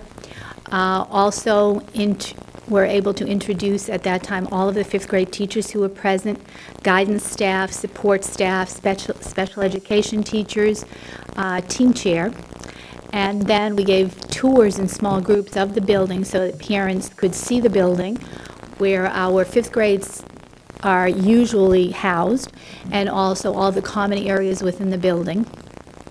They were given presentations and question and answer as they went along on their tour, so that if they were not comfortable in the large group setting, they could, in groups of 8 or 10, ask questions. And then we did invite them back to join us in the cafeteria for coffee and pastry and any further questions, and also get to know each other if they hadn't had that opportunity, and to meet us one-on-one and to meet the teachers. So That's a good thing. How was that attended? I think we had about 80 people this year. Now, again, some children had 2 parents there, but it was about 80 people. I can tell by the number of paper plates we used and paper cups. So That's good. That's very good. Any further questions regarding the handbook? I'd like to entertain a motion to approve, please. So moved. Thank you. Have a second? Thank you. Call for the vote. Yes. No. Yes. Yes. And I will vote yes. Thank you very much. We could now look at your school, let's go to your reading first. Summer reading program. Some great books on the summer reading program.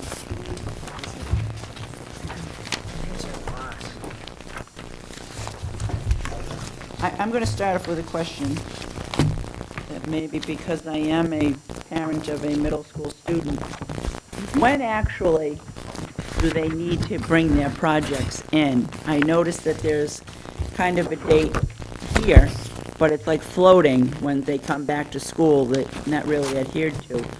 Some teachers take the project later. So I'm just wondering, is there any way we could adhere to that specific date, or is it up to the teacher? last year was our first year using this format, and so some of the teachers were a little bit flexible as to holding children to a drop-dead deadline. However, this year, in just kind of refining a few of the points, it is a specific date for each grade, and that was decided upon by the teachers of that grade level. If there are, and depending on the grade, their requirements are a little bit different. The project date might be due, the journal might be due, or the online quiz in the media center is a specific day. So they are specific by grade and by portions of that assignment, depending on the teachers who would be checking them in at that time. Great, okay, thank you. Any questions or comments in regard to the summer reading program? I'll entertain them. Go ahead. Just that this flyer, it's really nice that you put out this year. It's an additive, I think it's great. We did it last year, and it worked really well. And on the front, where it says "Place Sticker Here," that sticker is the students' Lexile range. Okay. And they will be attached, all the children will get will be this on the last day of school. Everything else is on our website once it's approved by you. And then they can download whatever portions of it they need.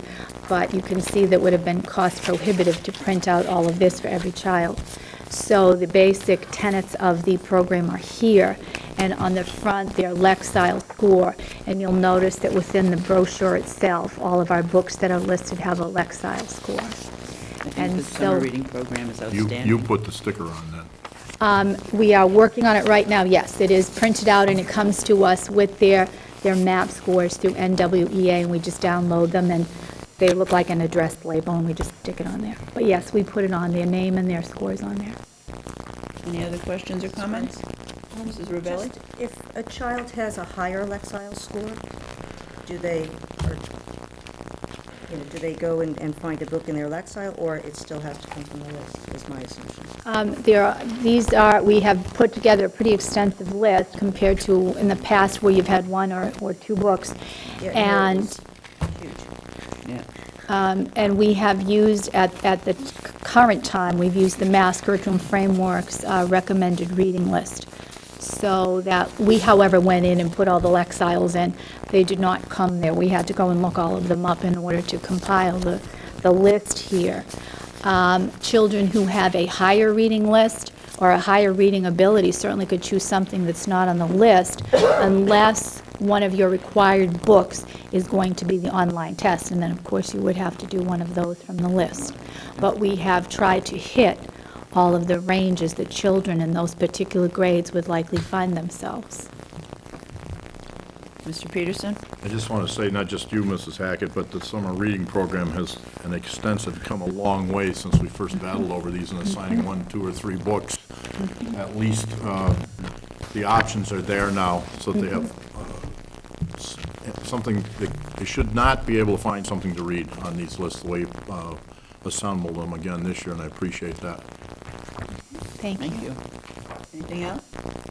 I'd like to entertain a motion to approve the middle school summer reading program. So moved. Thank you. Do you have a second? Second. Vote, please. Yes. Yes. Yes. Yes. Yes. 5 affirmative. Thank you very much. And now we will go into your school improvement plan.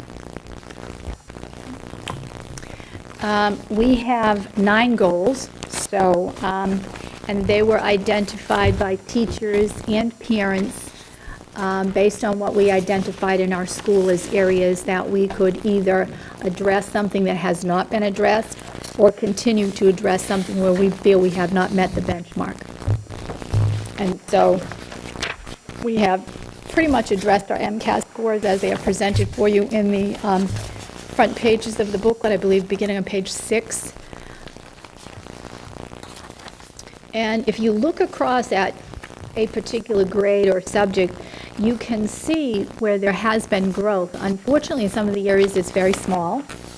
And so we have also looked at including next year whether it will be able to address every single issue or not. We will be including a math assessments program in collaboration with WPI in Worcester. And it is a math tutorial, so our children will be taking 2 math classes instead of 1. You're going to love that. Well, hopefully, it will be presented in such a way that they will. We'll love it. That's I hope right. they will. That's right. And we are also looking, That's it. we are also looking to address science, technology, engineering, and math as another option for our students as well, something that we've not been able to have up until now, but we are looking to implement that for the start of the school year. Many of our goals here as they are presented, some are ongoing, some we have achieved part of or partly completed, and we have added, readjusted the timeline, or some that have been completed have been eliminated. And we certainly are looking to include a lot of technology, a lot of math. So those are the areas that we felt perhaps were our weak areas and that we wanted to address, and this would be the opportunity to do it. We would be using, in conjunction with our MCAS scores, the MAP data and also individual teacher assignments, and this year coming up, we'll be using the data from Math Assistance. Thank you. If you could tell us who was on your committee for your school improvement plan? It was Mr. Milner and I. Our parents are Mimi Mum, Dan Coonan, and Kevin Johnston. Our teachers were Lois Dore, Joanne Cormier, and Kathy Wozniak. Thank you very much. On behalf of the committee, please thank them also. Any further questions? Yes, Mrs. Coonan? That's a couple Yes, questions. please. With the 2 math classes, is something being eliminated out of the children's day, or? Well, as you know, with having to reduce staff, we were forced to cut Spanish, and we also cut art. And so by kind of reassigning or redistributing, we would be able to, the children didn't go away, so we needed to have some place and something valuable for them to do at that time. And so we've been able to add in the math assistants with teacher already on staff, actually. Good. At least it's not an academic lab. Absolutely not. Our children don't Good. have, well, our children don't even have a study, so we're busy all day. That's fine with me. Further, Yeah, one go last ahead. question. We have talked before about eighth graders feeling that MCAS just isn't really important and it's not something I have to really worry about. Any thoughts or ideas as to what we can do to make it more real for them, make it more important, almost PR to them, that you really got to give this a shot? And that, I think, partly is the design, a flaw of the design of the way that the test is administered statewide, not just here. But that children are really led to believe it doesn't matter as long as you pass in the 10th grade. And math assistants hopefully will push them in that direction. The children who are in the warning or needs improvement category hopefully will be pushed up one level. The children who are already proficient, hopefully math assistants will push them a little bit harder, and they will maybe move to the advanced categories. Beyond our PR with them or our requirements with them, there's not a lot of reinforcement statewide because of the design of the program. However, Common Core standards will be coming in our race to the top. So a lot of our teachers and administrators will be participating in training this summer. And other teachers are participating in climbing the data ladder using MAP, which is the correlation to MCAS. So hopefully we will, you know, if you look at our scores over the years, you'll see that they do increase. They're just not at a rapid enough rate. I mean, we're holding our own, and we were recognized for closing the achievement gap, but still, you know, we're not satisfied to sit back and rest there. Right. That's the key. Yeah, it is. All right, I would like to entertain a motion to accept the middle school improvement plan. Thank you. The vote, please? Yes. Yes. Yes. Yes. Yes, 5 affirmative. Thank you very much for all of your hard work and your presentation. We appreciate it. Thank you, Mrs. Ennis. You're very welcome. Mr. Wells, Mr. Nugent? Batter up.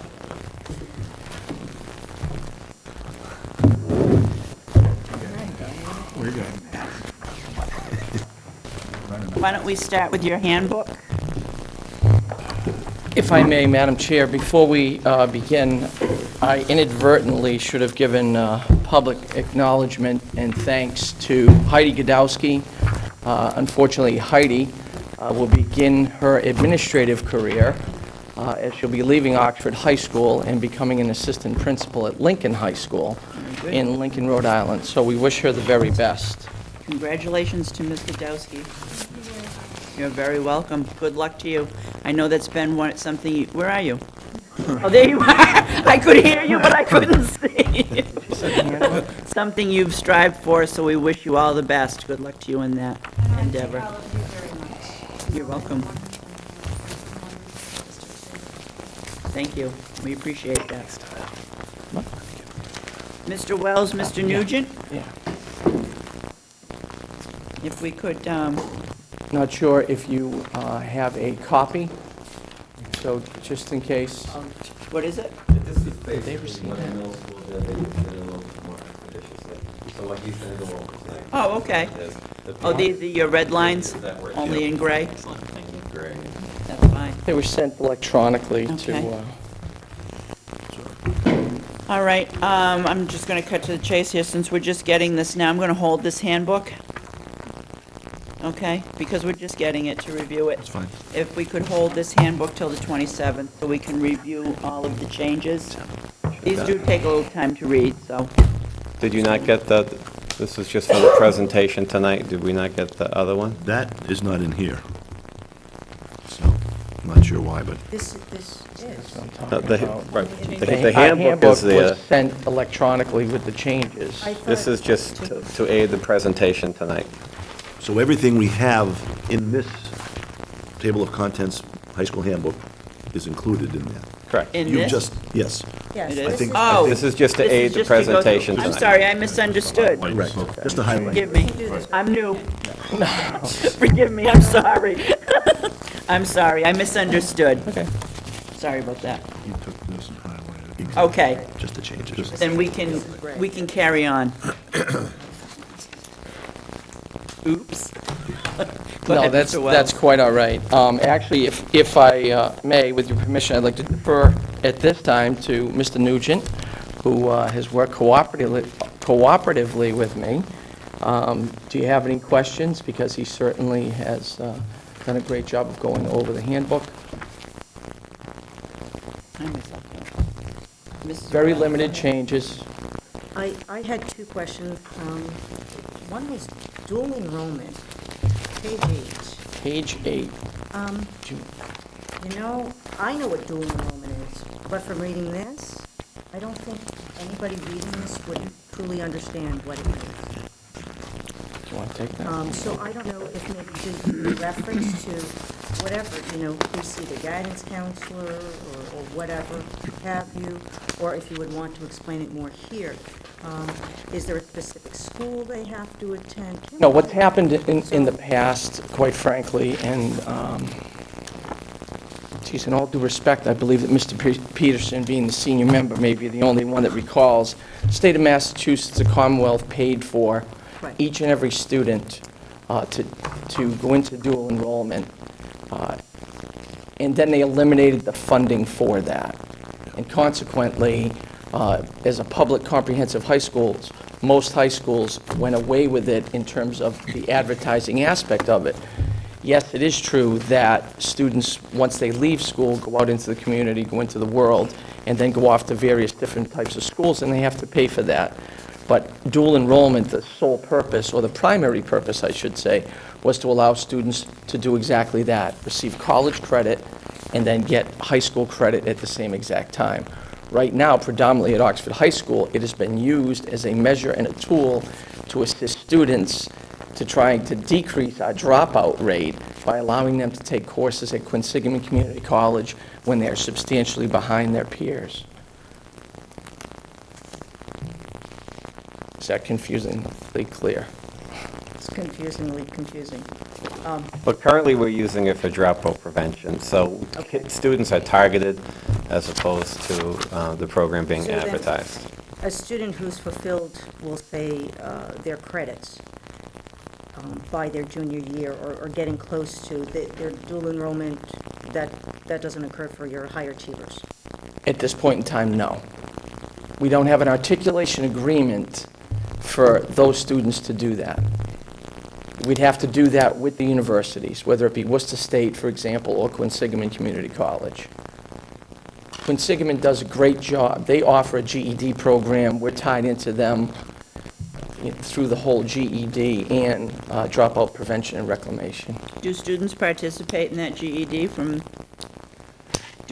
One of two programs, they either use Quinsigamond Community College, and quite frankly, now that the Southbridge campus is really, really exploding, and their online courses, they have been using Quinsigamond Community College, but they also use North Village in Webster.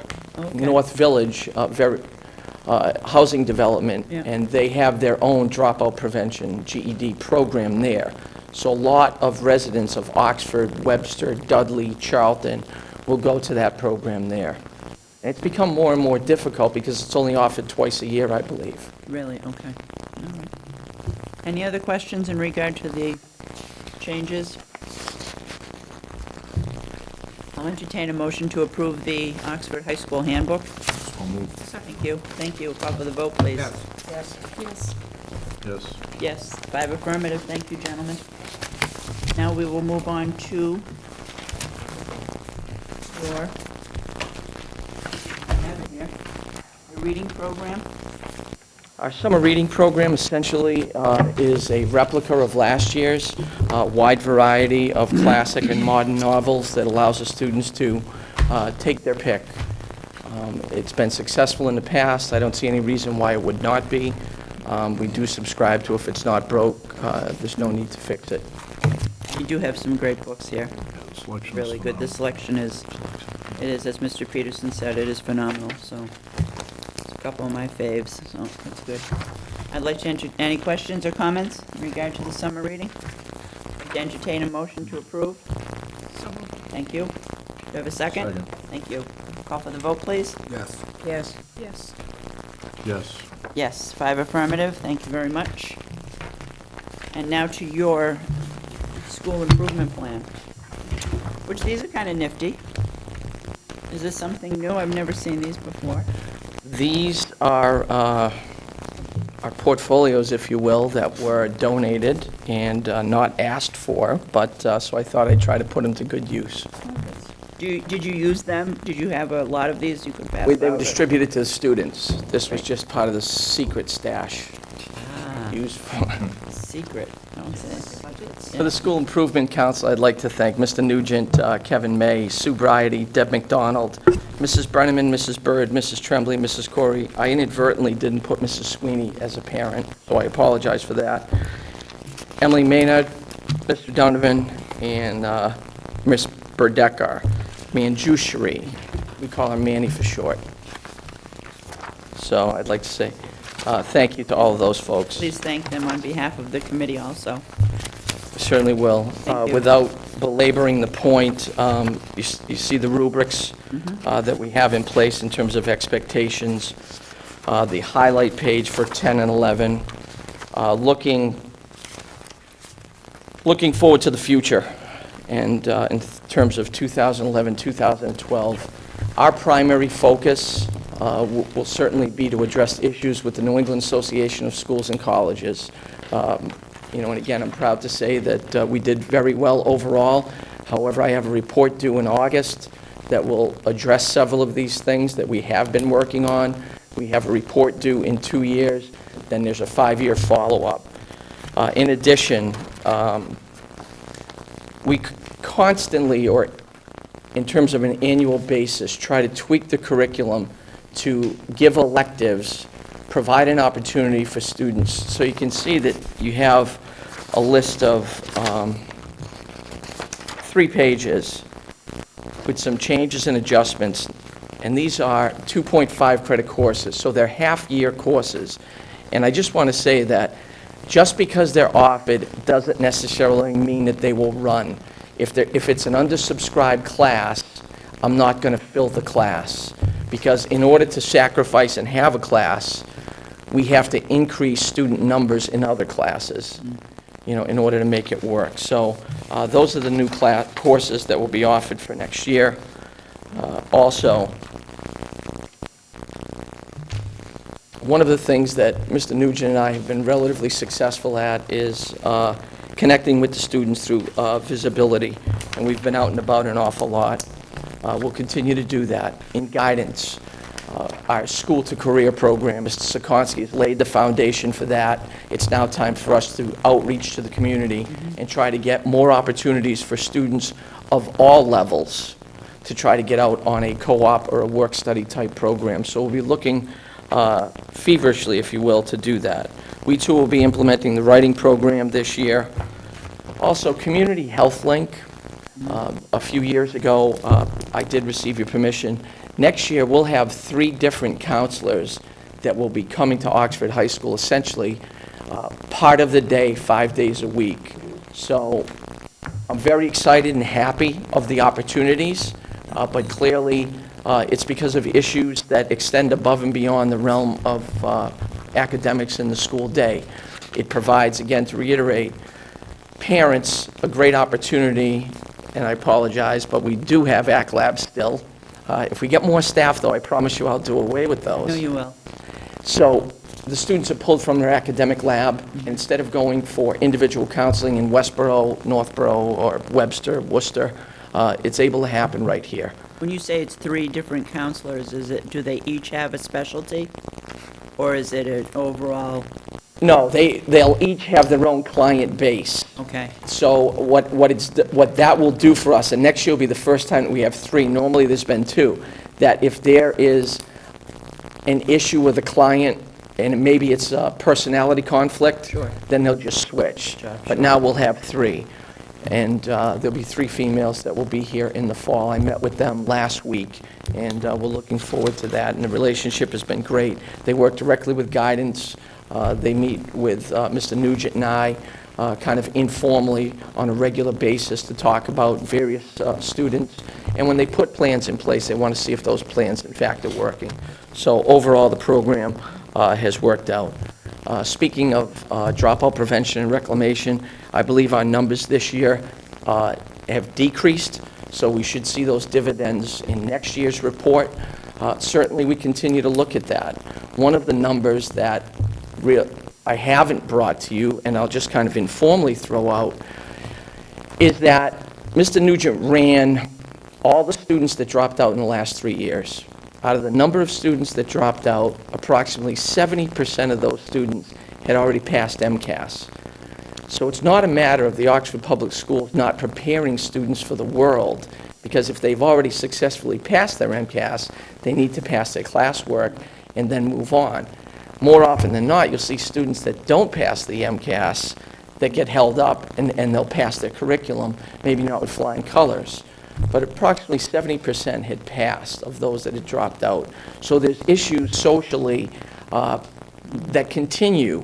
And I don't want to say old school issues in terms of financial support to families, because the jobs that aren't there. But the lack of motivation, and we try to capture as many students as we can with after-school activities, but it's very, very difficult. That's concerning, though, isn't it? When you hear that kind of a percentage, you know? Well, it just didn't make It's kind sense. of hard to, it doesn't make, that's the whole thing. That's what I'm saying. It's concerning that it's such a high percentage.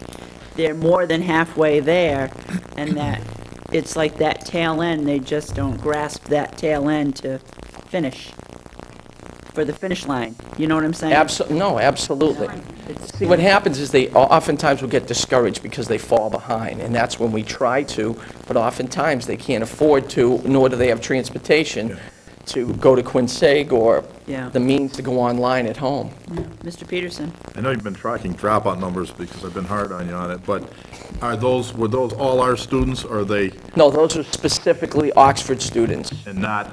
It didn't Nothing to include, do with other programs or anything Correct. that we're responsible for that we still get nailed for dropout rate and can't figure out where they're gone or somewhere else? no, correct. They were specifically Oxford students that you did. We're really trying to be vigilant, and I think Mr. Trahan can probably share a level of frustration as well with the state in terms of identifying when a student transfers, if they go to Really are. China, or is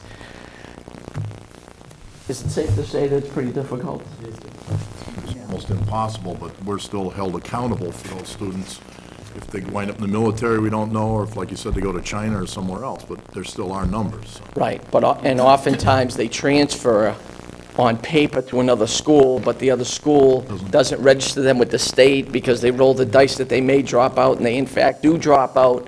So by not enrolling them, their last enrolled school was Oxford High School. So everything you've done is on your own, of our own local students, basically, at this point. Correct. Thank you. In terms of community service, Mrs. Ravelli, I know that we do not have, a lot of schools do have, as a part of their graduation requirements, they also have someone that will track that goes out and meets with people. And I'm not crying wolf, but there's a personnel issue with being able to track all the numbers. But quite frankly, with the number of community service opportunities that Oxford High School students participate in, the one thing that we're probably missing, and I would agree wholeheartedly, is listing what we've done.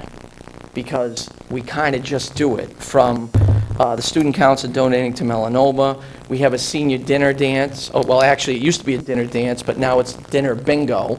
And Ryan was unbelievable this year with bingo. We gave over 50 baskets for the turkey trot for Thanksgiving. Project Smile Train, we paid for 3 students that had cleft palates to have them repaired. We had the field hockey team going to Boston for a breast cancer walk. These are just things that I was sitting here. Walk for Hunger.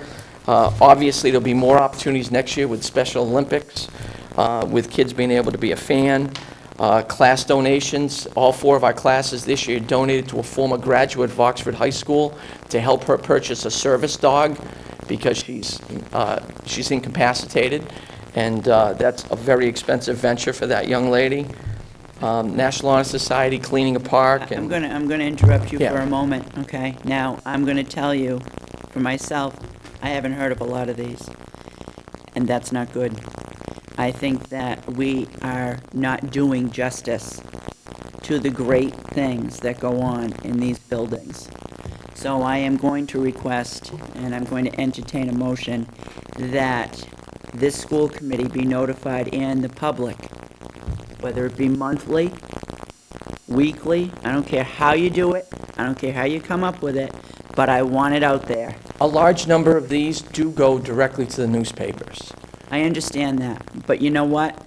We need to put it where people from this town are going to see it.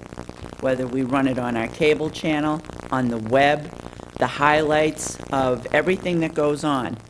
We're looking and begging for attention. I know for myself, I am begging for parents to get involved in this school district. At town meeting, I was begging, okay, for people to engage. This is one of the ways I think we can get this town to rally education again, because this town does not rally education. Right. It's in the back burner. We need to bring it to the forefront. We need to have it supported, and I think some of these are great things. I didn't know about that dog. I wish I had known about that.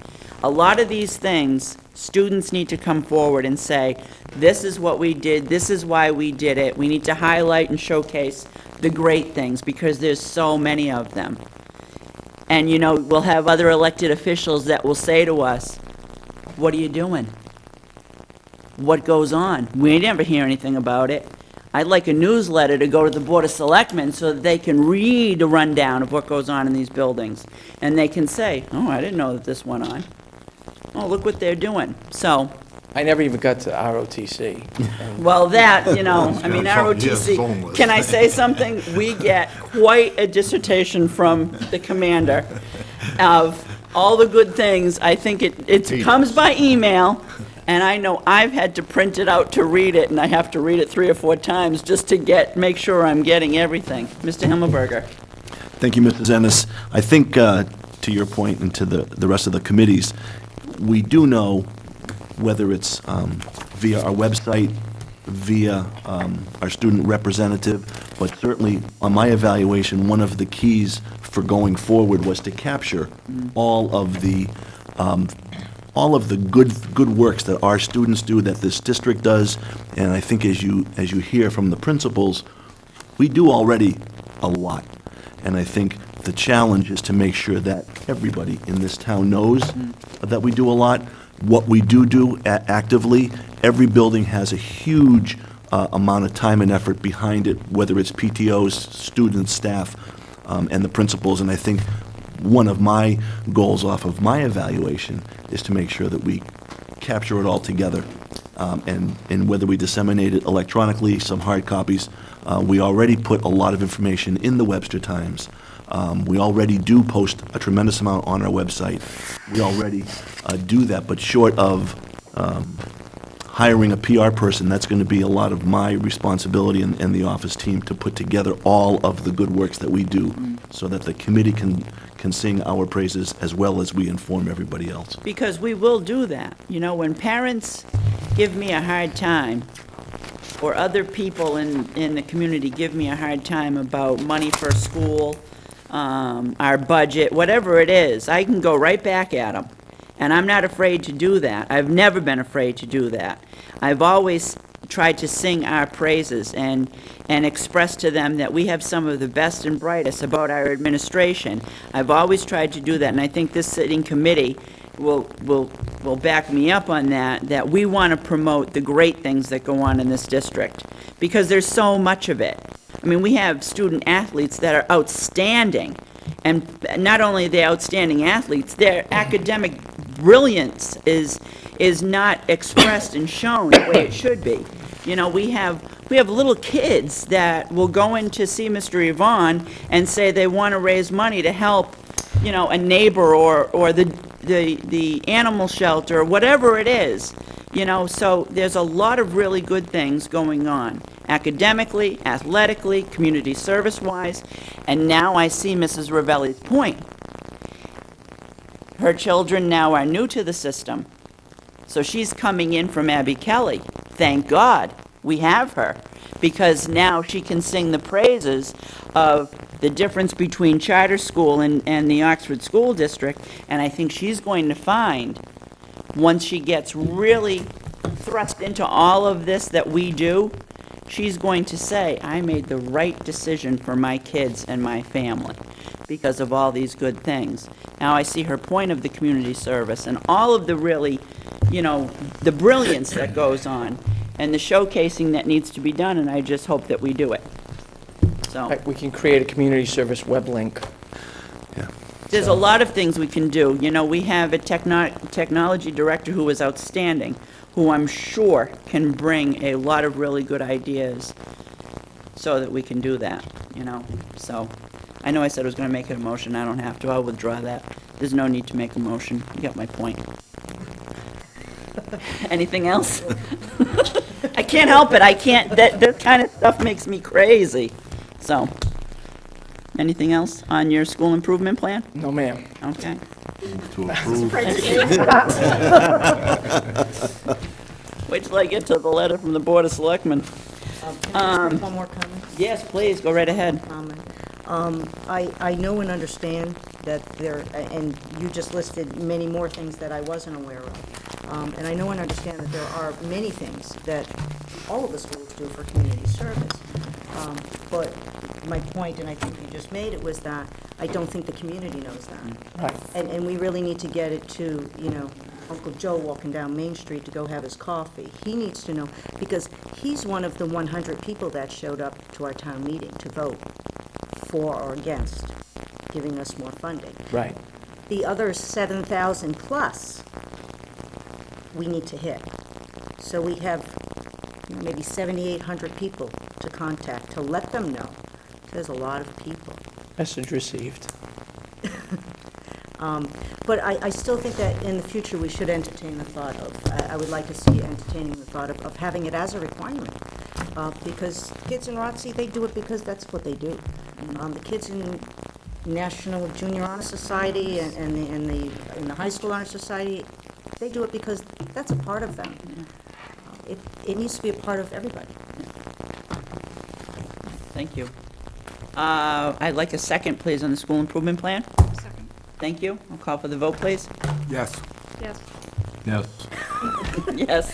5 affirmative, and we have approved the school improvement plan for the high school. Thank you, gentlemen, very much. We appreciate it. Sorry for my little, but, you know how I get. Message received.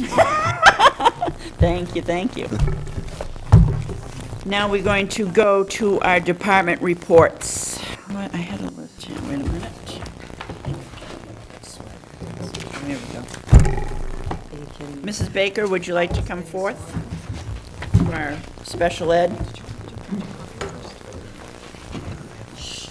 Oh, I didn't, what are we doing, 1 second. What are we doing for Project Coffee? Are you going to present? Well, I would offer the committee 2 choices. Mrs. James is ill and couldn't be here this evening. There are not tremendous changes in the current handbook and plan, so I will certainly try and take the committee through that, or we could wait until the 27th to We're approve going to hold whatever the committee Project wishes. Coffee, okay? We're going to hold Project Project Coffee, yeah, for Mrs. James to present on the 27th. I don't see any need to personally, if you want. If you'd like to make a motion, sir, I would by all move means. to accept both of these, because I think we've had them, well in advance, and I don't see anything, if there's anything radical, Mr. Himmelberger, you can tell us, but I don't believe there is. I would move to accept both of these. Okay. And I have a motion, do I have a second?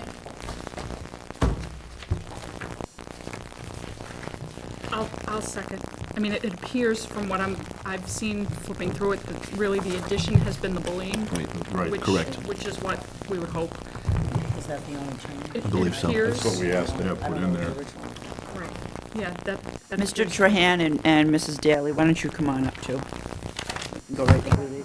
I'm sorry, excuse me. Okay, I have a motion and a second for the Project Coffee Handbook and School Improvement Plan. Any questions or comments? I'll call for the vote, please. Yes. Yes. Yes. Yes. Yes, thank you very much. 5 affirmative. Thank you, Mr. Himmelberger. Thank you, Madam Chair. Thank you very much for coming and staying late. Let's do the best we can to get through this. Okay. Mrs. Baker? Sure. So you received a copy of the handouts here, and the first page is just about why we look at statistics in special ed. You're constantly comparing your district to the state, to other schools, and it's important to look at that, where we do stand in comparison to the state, and what kinds of trends we're seeing, and, what do we need to be looking at in terms of moving forward in our development of programming. And also, looking at the numbers, what do we need to be advocating for in terms of resources and funding?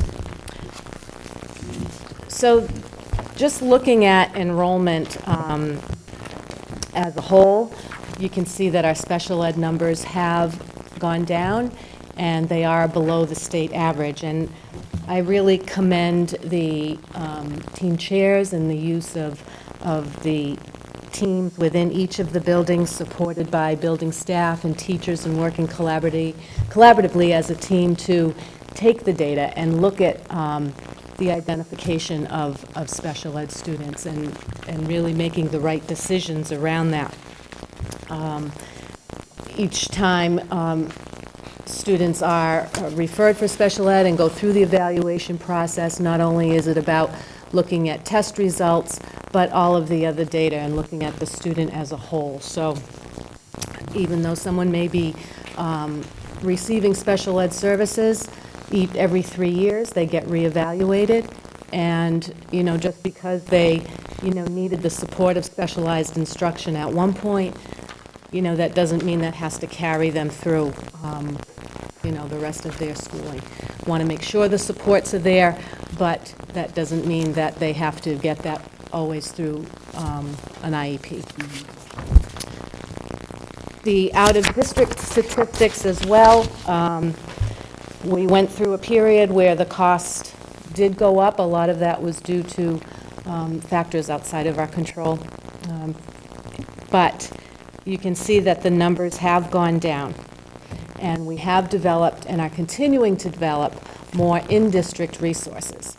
Now, I didn't include what our projected FY12 is because I didn't want to jinx it. And because you never know. I mean, things could happen tomorrow or the next day. But as it looks now, for FY12, where it stands today, our numbers of students placed out of districts are down to 16. And we're looking at a cost of a little bit over $800,000. So we are definitely moving in the right direction. 16 students, and what did you say, 800,000? A little over 800,000. Thank you. Okay. We won't hold you to it, but thank you. Please don't, Mr. Matthew, you either. Maybe Mr. Himmelberger will. That's his job. So the next page is just about within the district where our kids are placed and what the statistics are. This year, we've really seen an increase in our younger kids. The referrals that we received from early intervention were much, much higher this year than they have been in past years. What are the ages? Well, they get referred 6 months before their 3rd birthday. Okay. And they may have been receiving early intervention services, and the identified need that might need to continue. So referrals come in, they get evaluated, and we have seen a significant increase in those numbers this year. The that's okay. I mean, you know, when we're looking at providing services in special ed, if you're pushing in and we're working with these kids at these early ages, we've also seen, you know, as you'll see later slides relative to therapy services, that kids do come off as well. So we're going to see increase in numbers better there, that we can focus some attention and move them along. I think you've heard in the past, and we've had discussions about the need for a behaviorist in the district, and that has come across the board. In each of the buildings, you know, when you're looking at kids with those needs, you know, to have that extra resource, what we've been paying out specifically for applied behavior analysis for some of those services gives us the opportunity to hire our own now. We are in the process of interviewing. We're right about in the middle of it right now. But I want you to understand that the need for that behavioral support doesn't have to be just for the kids on the autism spectrum, that ABA that we're paying for. But once we have our own, that person can provide support across the board and look at district-wide, building-wide, regular ed students, special ed students. We're going to develop criteria to frame that support for our schools. Because it's needed. We had identified a couple years ago that part of the reason those numbers went up so high for our out-of-district placements were kids with those behavioral needs. So I just gave those two different scenarios, one specifically for the ABA and then just general support.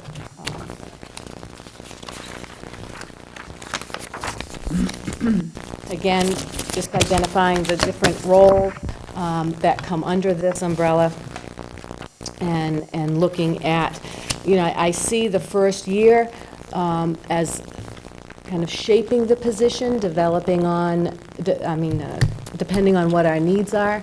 And, you know, it's not like I'm going to hand the person a job description and say, okay, you're going to do this, this, this, and this, because we don't know. This is new for our district. To have our own person is very new. And so we want to work together to identify, you know, prioritize the need areas, have, you know, criteria for referring somebody that may need an FBA or consultation to teachers.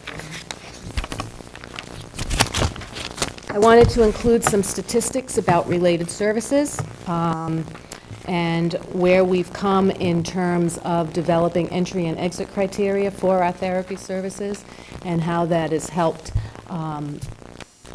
you know, identify exactly when kids come in, always assessing where they are in terms of their progress and benchmarks. And as you can see, we've made significant gains there.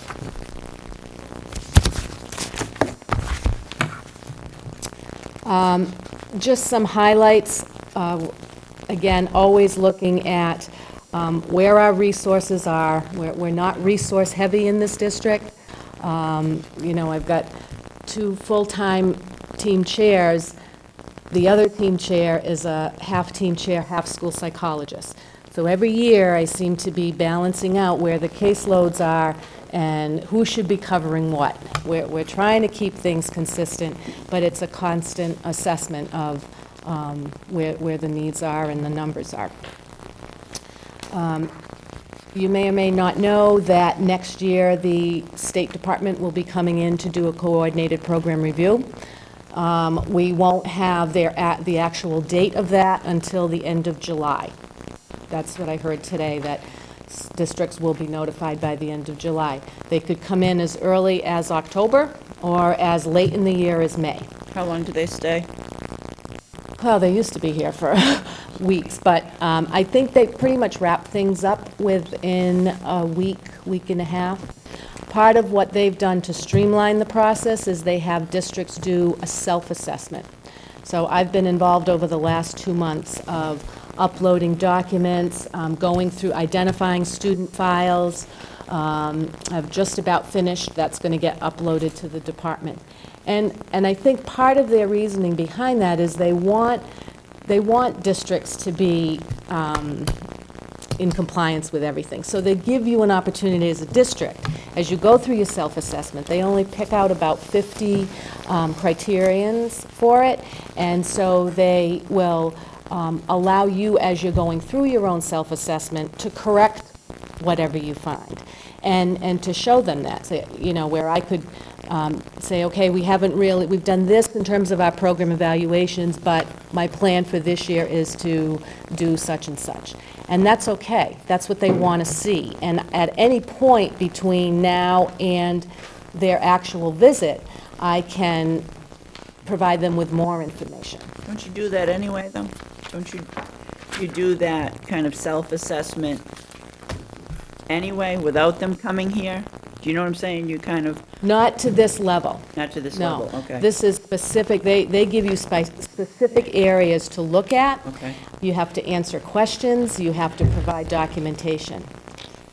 The difference that they're doing this year, or as they've been moving forward with this, is when they come in, they're only going to look at the things that that have been uploaded. So if we answer yes to questions, say it's are we giving parent rights brochures to everybody? We answer yes. We don't have to upload the document, but I'm answering yes. Alan's going to certify that everything that we've said that we do, we do. They're not going to question that unless, in their parent survey, parents say, I never got a parent rights brochure. Okay. So it's that, they've streamlined their process. Good, that's good. Yeah. The other thing that we did this year is we established guidelines for transportation services. So that, again, for children, we're expected to educate and provide related services, of which transportation is, in the least restrictive environment. So if a student is able to take a regular bus, but may need accommodations, whether it's door-to-door service or, a monitor short-term, then we need to provide that. And it also cuts down on our number of children that require special ed transportation. Okay. So teams have established those guidelines, which has worked out very well. Again, in any parent complaints that go to the state, we have to respond to that. We have had a few. In each case, whether it's that or mediations, we have prevailed. So I just want you to know that. That's good. Outside, there's a lot of focus now on interagency collaborations, Department of Mental Health, Department of Children and Family Services, Department of Developmental Services. And I think it's helping school districts because sometimes you get to those kids that need so much. They need so many resources and services. And in the past, though, that always fell solely on the school district, whether it's a residential placement or whatever. Now, with the agencies working together, we as a district can say, wait a minute, we'll address the educational base need, but these other needs, that you've got to handle that. And so, we've been collaborating so it's not all falling on our lap. There's been a theme throughout the night about community involvement, and I couldn't agree more. And as my last handout shows that last piece about strengthening that. And I firmly believe that. And that is a theme that's been prevalent in every conference I've gone to. There's resources out there in helping districts find ways to bring the community into the school and the school into the community. And it's critical, and I really look forward to that initiative happening. The suggestions may come up, like instead of having meetings at the school, have them at the public library. Have them at the central hall at Orchard Hill. We've got to have the parents coming in. We have to have the community more involved. I know one of the things I'm going to do is we will have committee meetings at each building. Yep. And we're Yep. going to make sure the PTO knows so that they can spread the word. If two parents are there, it's better than none. Right. So that will be something that we're going to do in the fall, We have to. We have to change the thinking of education in this community. We have, Plain and simple. just for the Special Education Parent Advisory Council, we have looked at every angle to try to get parents involved again. We tried joining with Auburn, that didn't work. We tried again, you know, and I've got one person who's going to continue to chair it. You know, we were going to have a, you know, just a meet and greet, pizza night, we'll have National Honor Society babysit. We got one response out of every family. So, you know, and that's an important part of It's a lot of special work. education. It's not going to be an overnight, we're not going to become an overnight sensation. Right. It's going to take time and it's going to take work, but I think that, you know, if we do our diligence, we'll get there. It may take a couple of years, but, you know, it'll be worth it in the end. Yeah. Just one last thing in terms of the highlights that, you know, we've developed within the department is I hold monthly meetings at each building with the special education staff, principal, other members as they're available to, again, just continually collaborate. You've heard my mission and theme of it's not just special ed and regular ed, it's everybody's students, and we have worked collaboratively each year more and more. Looking ahead, I think it's important to collaborate more with our member districts. I mean, we do have the Southern Worcester County Educational Collaborative, but even just little things that among the administrators that we've done. You know, if somebody has a resource that we can contract with, it's better than using an outside agency. We collaborate more, it's more cost-effective. I mentioned looking at program evaluations. That is one of the requirements for special ed departments. Two high-need areas are looking at our utilization of paraprofessionals and also our inclusion classrooms and our inclusionary strategies that we do. So I'm going to be looking forward to some evaluations in those areas. I mentioned again about the behaviorists. We're going to develop criteria for that support and how that person will intervene and be a resource for the district. Since I had arrived in Oxford, I had always been trying to bring staff in for strategic planning. And, you know, I would put it out there, ask for volunteers. Nothing really had come off the ground until this year. I finally got a core group of people that we're going to start as a group to look at some strategic planning relative to special education in the district. Once we kind of frame something, then I'm going to look to put together committees, including parents and other staff and whatnot. So I see it as a 1 to 5 year plan that's just about to start to take some baby steps there. I want to increase collaboration with the principals. I think, you know, we have had a great start and have worked very closely together. I respect my colleagues and look forward to some joint planning and collaboration as we move forward.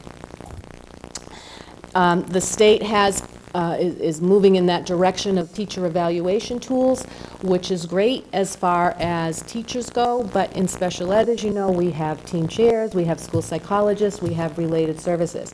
And it's kind of floating out there about what tools we use. And this is across the state. You know, I mean, no district knows, there's no magic tools out there. So I want to start working on that, to look at how are we evaluating and how are we making sure that people are accountable for what they need to be accountable for and get the feedback for how they're doing. Yeah. Thank you very much. You're welcome.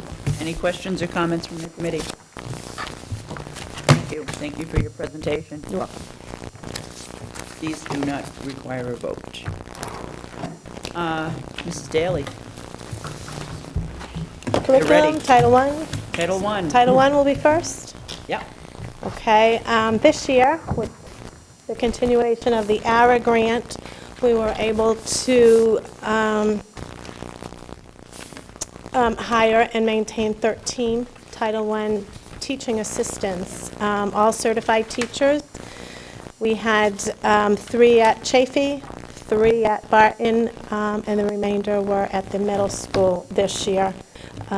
More need, more students, a little different schedule in the middle school required more. We also,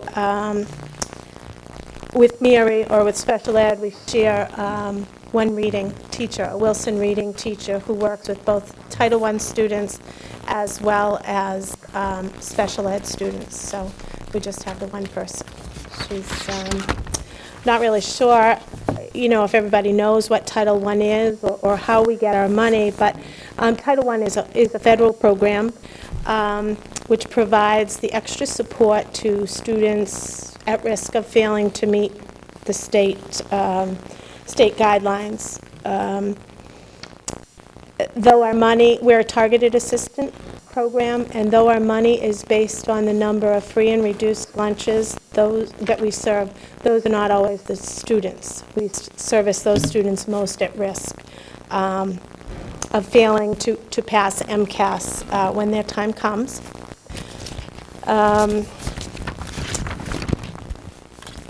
We service a good amount of students. We service about 75 students in reading and math each year in each school. Some of those students are students who receive reading and math. Some are just receive one of the subjects. We also provide Just Words, a Tier 2 reading program at both Barton and Oxford Middle School. We provide some before-school programs, after-school programs, and any other support programs we can. Morning math is a big hit in all three buildings. It's a half hour before school. Students can get support 1 day a week, maybe 3 days a week, maybe every day. The middle school offers 5 days, and it's kind of that motivational piece or that little push that some kids need. When they're with a teacher, they understand how to do the homework. When they get home, it's totally different to them, and there's a teacher available in each of the buildings in the morning to say, oh, you remember how to do that, and give them the push or the strategy that they need to get through that.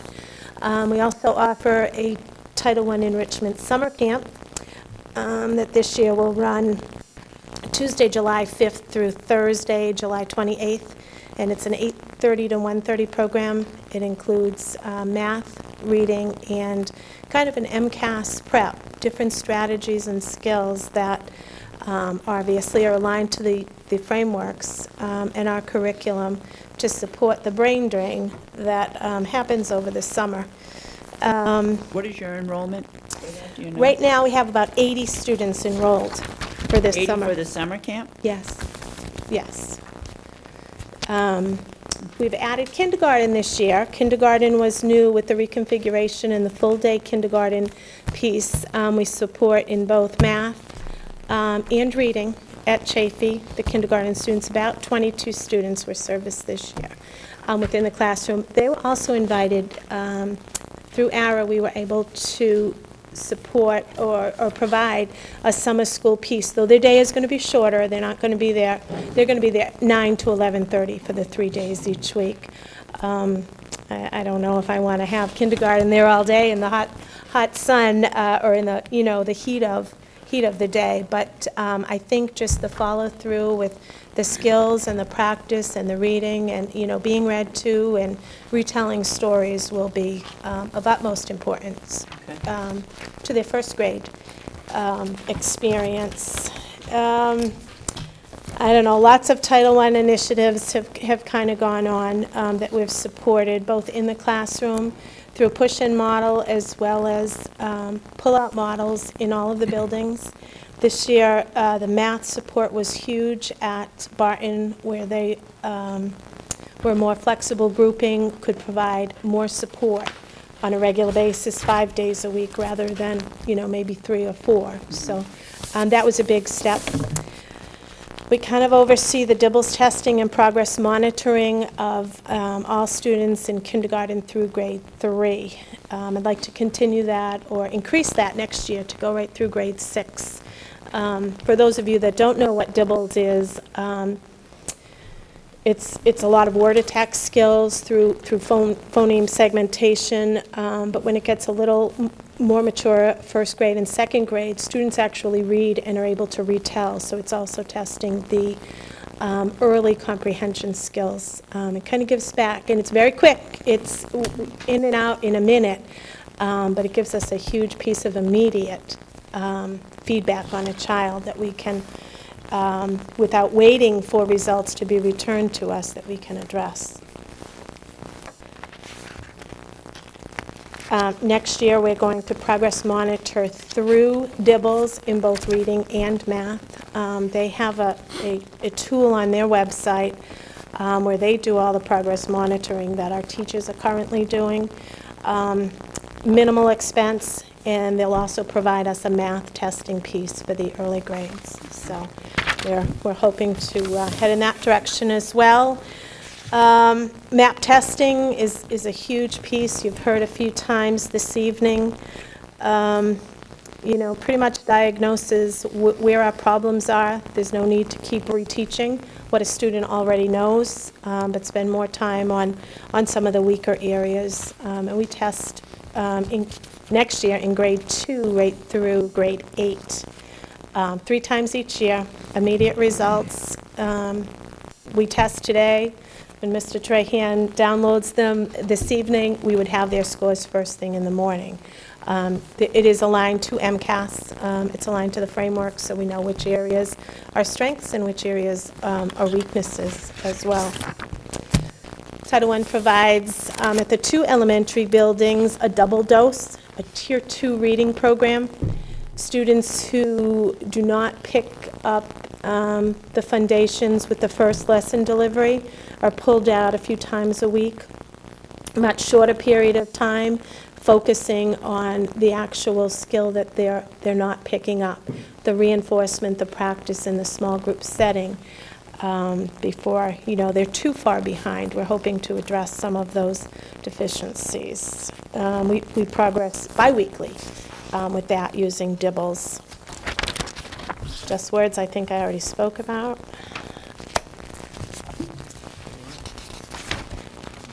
Wilson Reading, our Tier 3 reading program, is happening through special ed at Chafee and Barton, and through special ed in Title I at Oxford Middle School. We have 2 teachers going to be trained using our TIF agreement. For next year, we have one going this summer, I want to say August 1st and 2nd, and she'll be getting kind of the group lesson training so that she would be able to work with more than one child at a time. And the other person who will be working at the high school will work through her 60 hours of training next school year with a student from either the middle school or the high school. And that's about it for Title I. I don't know if you have questions or something I can clarify. For us, it's kind of, Any questions or comments from the committee? typical language. Thank you. You can start off with our curriculum, or continue, I should say, with our Okay. Some of the things overlap with both the school, the schools, the principal presentations, as well as Title I, which I guess is a good thing that we're all working collaboratively and we're building on the same skills, the same programs. MAP started here I guess when I started here in 2007. I came and 2 weeks later it came, so go figure. I don't know if there was a plan there or not, but at that time we were testing grades 4 to 7 in both math and ELA. In 2008, we added grade 3 and we added grade 8. Last year we expanded to add grade 9, and Title I picked up grade 1 and grade 2 at-risk students. This year, or next year, we'll be adding grade 2, and we'll be reducing or eliminating grade 9. We have some trainings happening this summer. Most of our teachers have had the first step of MAP training on what it really means and what the information actually gives us, and how to access all their reports and use those reports to group their students in the classroom. This year, with the return of professional development, we'll be adding, or last year we added, we offered in the summer when we have our summer voluntary workshops. We did climbing the data ladder, using the data in your classroom, and the other one was growth and goals. It's a voluntary program in the summer. We didn't have the participation we anticipated, but we will be offering the Climbing the Data Ladder piece again as one of our professional development days in August. So just before school starts, one of our days will be set aside for that training. That will So be all of your staff? it will be, yes, teachers in grade 2 through 8, Okay. selected by their Good. principals. But anyone that teaches math or ELA of any sort, yes. Excellent. Yep. And we'll expand to add grade 2. So grade 2 will have to also have that first piece of what MAP actually is. But we can do that on a much smaller scale with only 7 or 8 teachers against 80.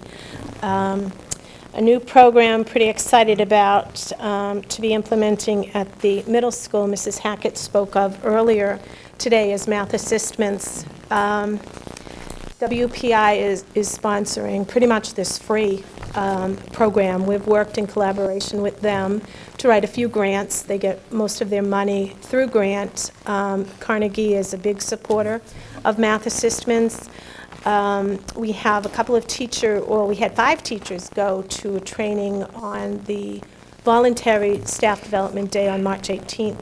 We have 2 teachers, one from the middle school, and we have one from Project Coffee, who will be going this summer to spend the week of August 8th to the 12th, 7:30 to 4, workshop, full day, so that those programs can be implemented fully in the fall in their classrooms. But we started kind of our relationship, I guess, with WPI. We were invited to attend their overview presentation last year.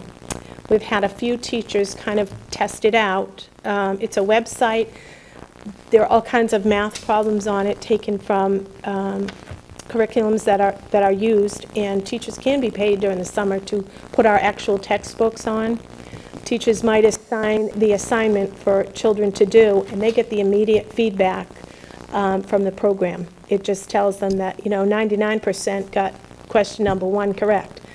There's no real need for a teacher to review that, to take those minutes, those valuable classroom minutes, to review the steps on that problem. However, maybe question number 7, only 15% got correct. Well, that's one you need to focus on. And that's the feedback that this program gives to the teachers. Extremely valuable. Another piece of that, this program didn't start as soon, is the science assessments also coming through WPI, and they're willing to work collaboratively with us. We did participate in a grant with them last year. Unfortunately, they didn't get the grant, and it would have provided a math coach for our district to share in our 3 buildings, our middle school, Coffee, and the high school. Doesn't mean another opportunity isn't going to come our way. But this program is really just beginning. It's in the very early stages, and I'm sure it will develop as Math Assistance has. So that's kind of a big one. I guess the long-awaited writing program for the Oxford Public Schools for grades K through 12 will be implemented this fall. Our second training day for the majority of our teachers in K through 12 will be on the John Collins writing program. Teachers will be trained on that day. They'll get their materials, and we'll have a follow-up training next. I'm already planning ahead for the following year to work on this. But this is something when we teach our children the skills and the strategies and the focus correction areas in kindergarten. It will build on it in grade 1 and in grade 2. It's not like learning a whole new style. It will be far better, more comprehensive, not only for the children, the teachers, but for the parents, who are trying to help them do the writing. So I think that's huge. It's writing across the curriculum, so it's not just in the ELA class. It should be in science, it should be in math, and everything else that MCAS tests.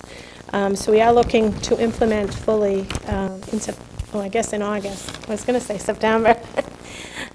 This year we've set up a few teams, curriculum committees. Oxford Middle School already had an instructional leadership team, which I'm an active member of. This year, we started one at Chafee. There are several teachers, 5 or 6 teachers that met once each month to kind of plan and organize and discuss some of the curriculum and the strategies and things that we could use to improve lesson delivery at Chafee. We also organized, maybe I didn't, a math curriculum committee at the middle school, with math being a focus, with assessments, with a possible STEM program, with some of our scores on MCAS. We're always looking for ways to improve the delivery, to improve our test scores. So those monthly meetings is just what that was for. This year, Mr. Trahan and I set up a technology curriculum committee. With the increase of technology that we have in the district, we really don't have a written curriculum. So that was the focus of our meetings, to actually take the standards, to line them up and determine which grades would be handling each piece of that, where they would be introduced and where they would work to increase the understanding of them. We're also looking for a middle school curriculum in technology. So that will be coming soon as well. Dibbles, I think we talked about. I'm sure you'll all know Dibbles by the time you're done here tonight. Maybe you don't want to know Dibbles. Study Island is a program that we've had for the last few years, aligned to MCAS. It's a computer program that students can work on anytime, you know, whether it's in school through with the internet access or at home. Teachers can go in and actually select the skills or activities that would improve student test scores. So that's a great tool, especially for vacations or rainy weekends like we just had, or you know, anytime. 15, 20 minutes is very beneficial to a student.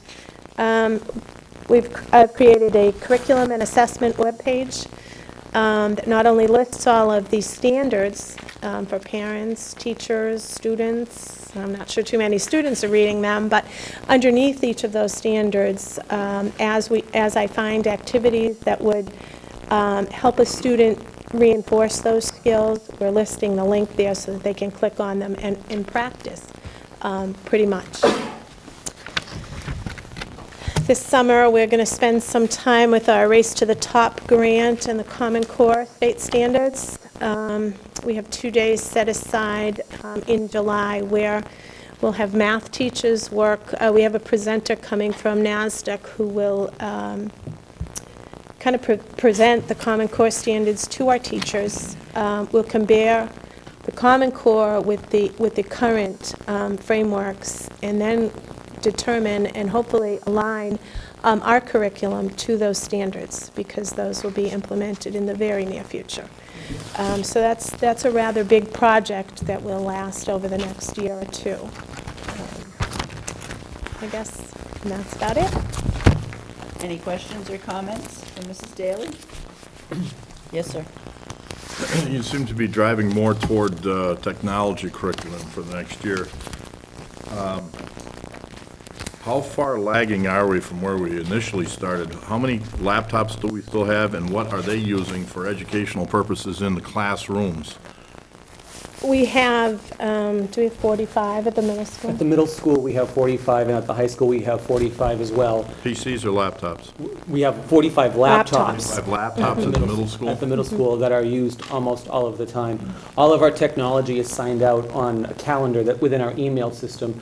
So as a teacher is developing their lesson plan at home, they can go on, look, and say, oh, that's free today. Now I can incorporate technology into my classroom. We also have the media center and room 215 at the middle school that are signed up as well.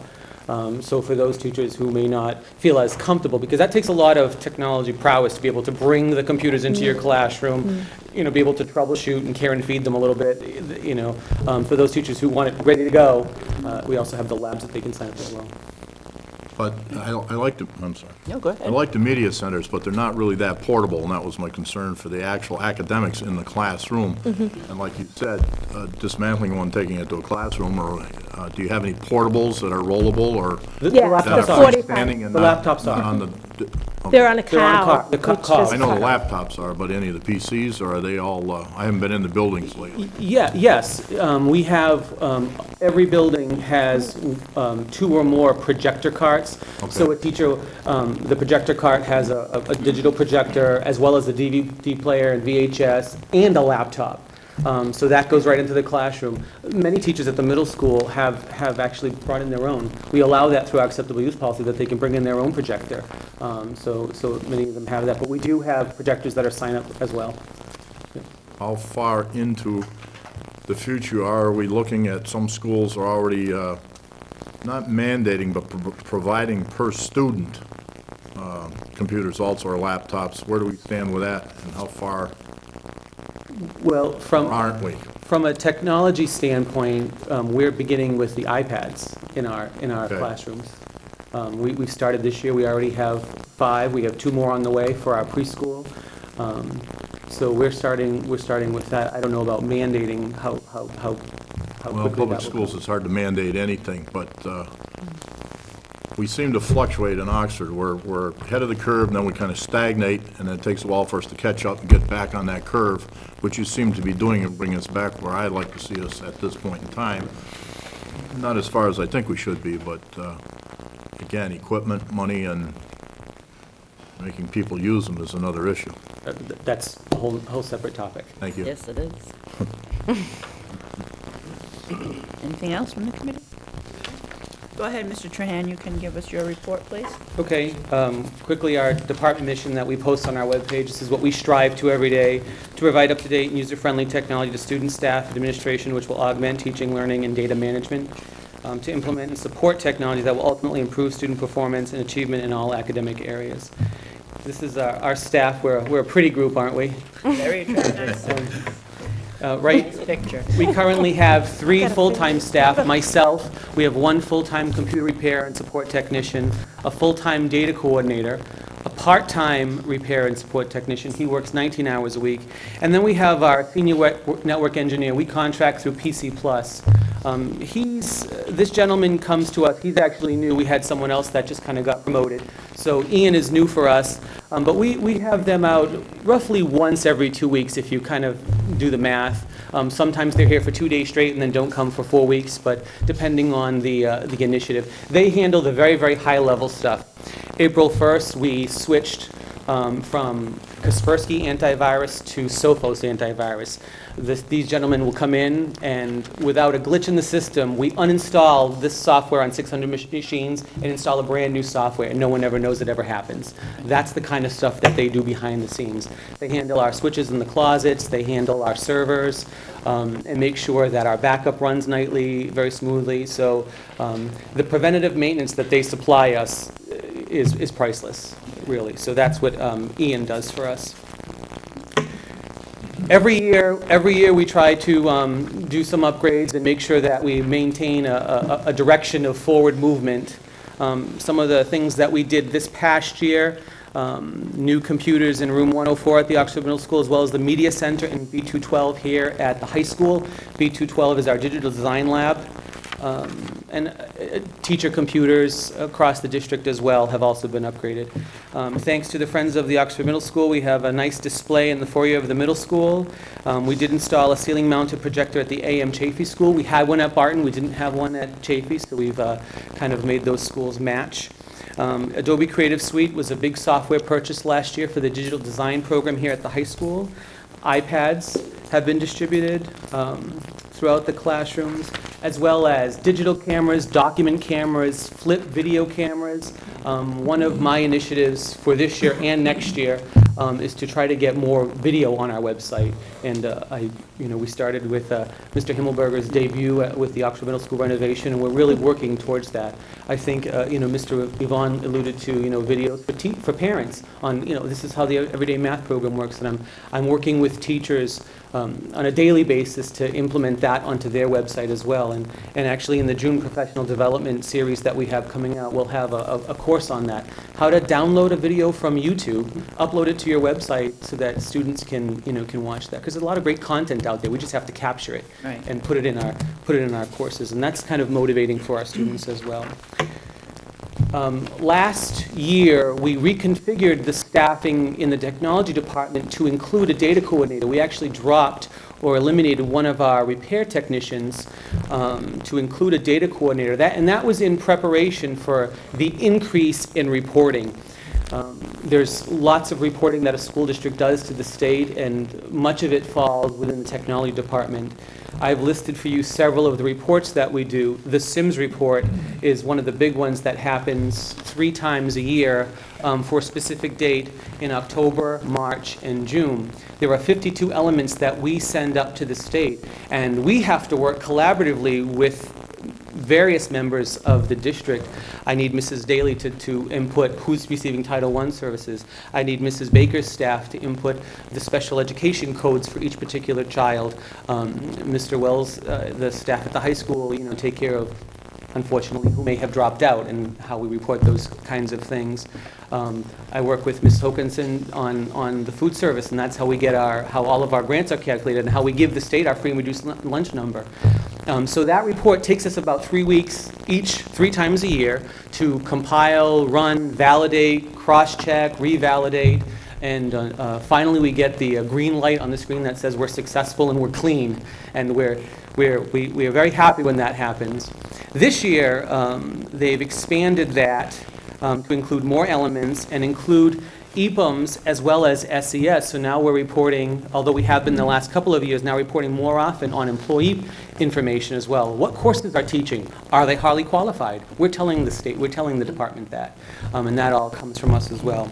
Student courses, we're reporting in October and in June what courses they're taking for for semester 1, what courses they're taking for semester 2, and we'll also be sending grades up to the state as well. So how well are we doing, with our students there?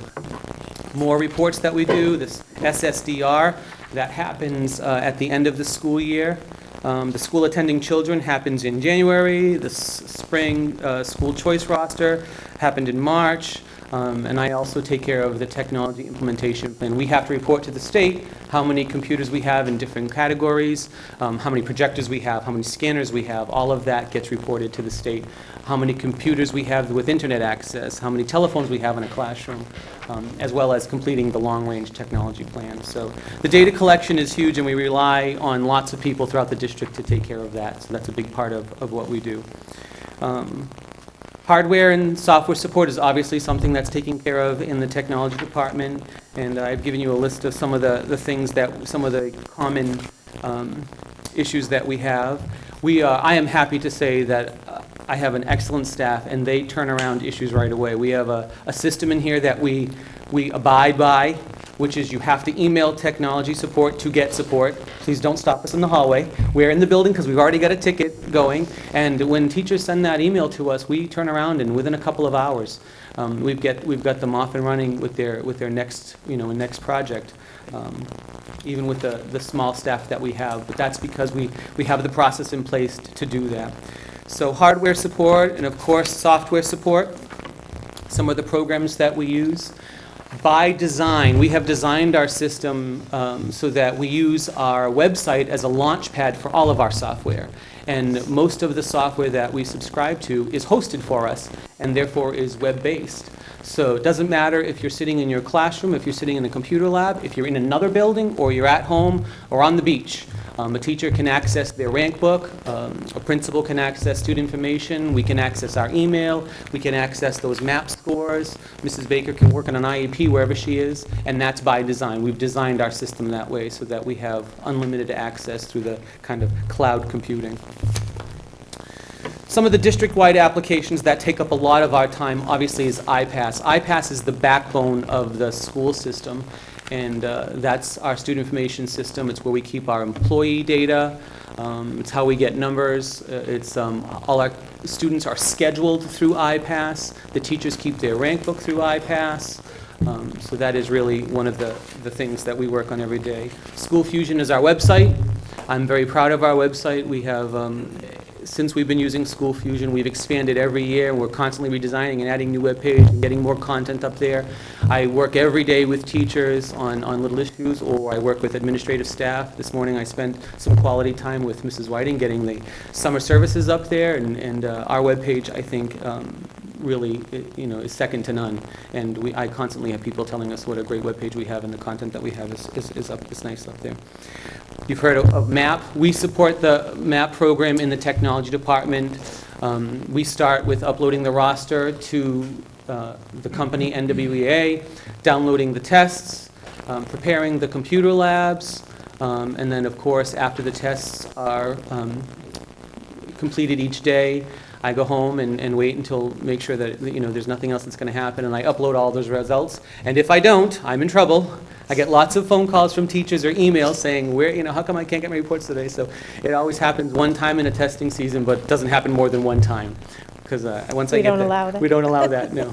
We have to upload those results. But we are we make sure that the MAP testing goes off without a hitch. And I'm happy to say that we've been pretty good the last several testing seasons, that there haven't been many issues at all. And that's because my staff makes sure that it happens. Study Island, Mrs. Daly spoke about the web-based MCAS prep software. SEMS Tracker is the program that all of the special education staff use to write IEPs as well as progress reports. And recently, we have given usernames and passwords to all of our regular education staff, so they can see up to the minute what accommodations and modifications should be made for every student. They can log in at any time and pull up their students' IEPs and see, as they're developing their lesson plans, what they have to do for each particular student. Global Connect, our call system, we all love getting those early morning phone calls from Mr. Himmelberger that school is canceled for today. I'm hoping, I've been praying for a nice weather school closing instead of a snow delay, but I haven't received that phone call. And one thing I wanted to add for next year, Your Plan for College is a program we're using here at the high school. We've started that this year, and we're going to implement it more fully next year, and basically allows students to develop a portfolio electronically and submit applications to colleges. And the guidance department here has been pushing me, and I keep telling them we're going to do it full force next year. So it's slow going this year, but they're not going to let me do it slow next year. We're going to have to jump in 2 feet next year for Your Plan for College. One of the things that I spent the better part of the winter on was a central registration process. So when new students come into the district now, they come to the technology department to register their student. We've created an online, all of the documents under our new parent links is available through the central registration. The registration forms are actually web-based forms, so parents can do that ahead of time if they don't have a computer at home. We have a kiosk for them in our offices that they can sit and do it with some assistance. But it allows us for clearer data. We're not worried about letters being missed or dates being, not able to be read correctly because it's all typed. And then for parents who have more than one student, it's kind of one-stop shopping for the registration. Once we have all the required documentation, making sure that we have the birth certificate, the discipline record, their health information, as well as their residency and occupancy information, we send along that folder to the school, and then the schools actually do the enrollment. But the central registration process happens within the technology department. One of our big successes this year in the technology department is iParent. That was a long time in coming and took a lot of planning and preparation. Getting a student information system that had a parent portal, getting the teachers to use their rank book, so that when parents did log in, there's something to see, was a long time coming. And this year we were able to actually make that happen in January. And this is just a quick snapshot. I've whited out the student's name and replaced the student picture with a little painter there. But just a snapshot of what parents see as far as grades. So not only can they see student assignments up to the, to the minute in real time, but also grades. So there's no surprises come progress report or report card time. And I think the iParent portal has been very, very well received. by parents. And the last thing that I wanted to add, as far as the technology department and moving forward, we do a lot of professional development throughout the year based on need, based on district initiatives, based on requests. And one of the things that I'm moving to is online professional development, actually using our School Fusion website as the delivery system for that. One of the reasons I want to do that, because I think it models for the teachers what we want them to put on their website. This is how the website can be useful, how you can use it in your classroom. And it provides for, really flexible, self-paced professional development for teachers. So there's a screenshot here of one of the courses that I've developed, Teaching Digital Natives. The reading assignments are there for them. The videos are there for them to view. They can submit their activities. We have discussions going back and forth. And it allows them to do it at their own pace and acquire professional development points as well. Very good. Thank you very much. Now we need these online. Mrs. Daly and I have put ours online already. They're already on? They're on our department web pages. Baker, you have something to do tomorrow. Okay. Thank you very much for your presentations. Mr. Peterson? Do we have any kind of an inventory control, like spreadsheet or an Excel or anything that you have set up yet? Because I haven't seen any inventories of these buildings for quite some time. We do. We use WASP Mobile Inventory, but we also did complete an inventory in January that we handed to the entire school committee. We handed an Excel spreadsheet denoting what pieces of equipment would be replaced and when they were purchased. It seems to be very, very small. There's got to be more equipment than that. That was our inventory. That was we went through every classroom, and everything got inventoried by hand in January so that we could make sure that you had accurate numbers for replacement. And everything is asset tagged and kept in a database. They are asset tagged. Absolutely. That was my next question. Absolutely, yep. Anything else from the committee? Thank you very much. All right, let's move along. Yes. Yes, absolutely. Yes, the administration, please, go home and get some sleep. You're welcome, Mr. Barone. Thank you very much for coming in, and thank you for all of your reports. I think we'll go to Ryan now, actually. Why don't you hang out, Mr. Wells? Thank you. 4-0 Bruins. 4-0 Bruins? We can 2 hours. Oh, jeez. All right, we're going to slow this meeting down. Killed the next night, so look out. That's great. Beautiful. I'd rather have a 1 or a 2-0 out there. How did you know that, Mr. Nugent? Goals. How did you know that? Someone has a big screen TV across the way. They're called smartphones for a reason. School has a big screen TV. What are we doing here? Yeah, right. Thank you, everyone, very much. Thank you. Appreciate it. Thanks for staying for the late hour. Well, now I'd like to introduce our student rep. Our student rep is always one of the best and brightest from the high school, and Ryan Donovan comes to us this evening. We always have had great student reps. Now, as you know, Miss Nicole was one of our most vivacious student reps. She not only entertained us, but she gave us great information and told us everything, that's happening within the high school, and it was always good to hear the good news about athletics and ROTC. I mean, you name it, it was just a great thing. So I know with Mr. Wells helping you and guiding you along the way, your reports will be just as entertaining, and we look forward to having you here, and we welcome you. Thank you. You're very welcome. So you can give us your report. All right. I'll start off with sports. The all-sports banquet was held on May 16th.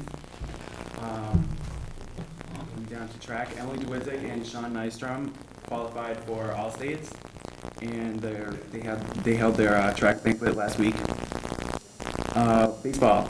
The varsity team made districts. The first game was a win against West Boylston, and disappointingly, the second game was a lose against Uxbridge, but they did a fantastic job. Yeah, they did. Softball. The varsity team also made districts this year.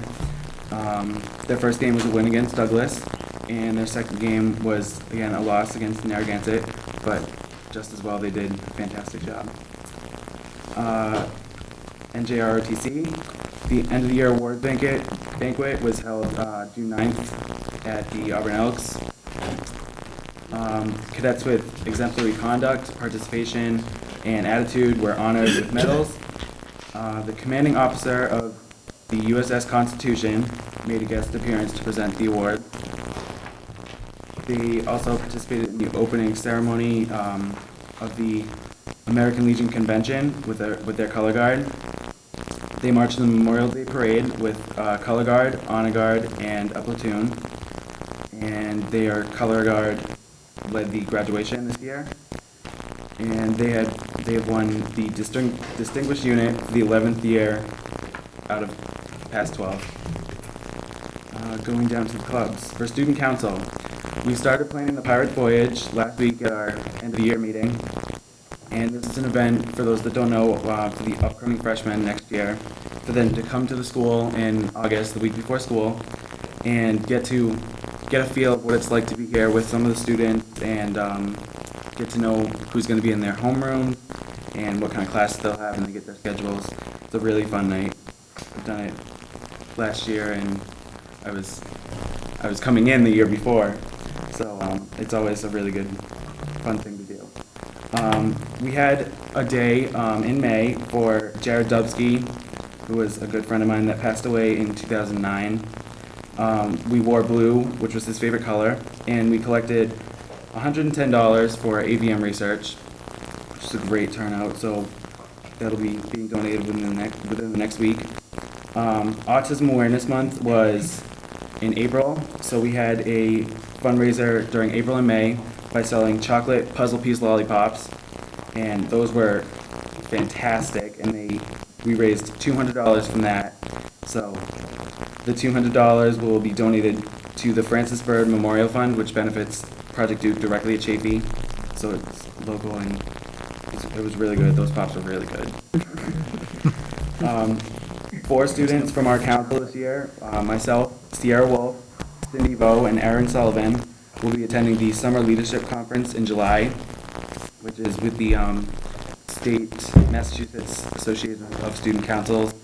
So kids from all over the state will be there, and from what I've heard, it's very fun. Yeah.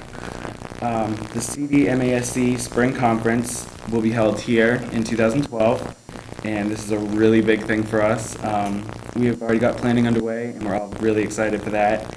And for most people, it will only happen once during their school career, well, going through the high school.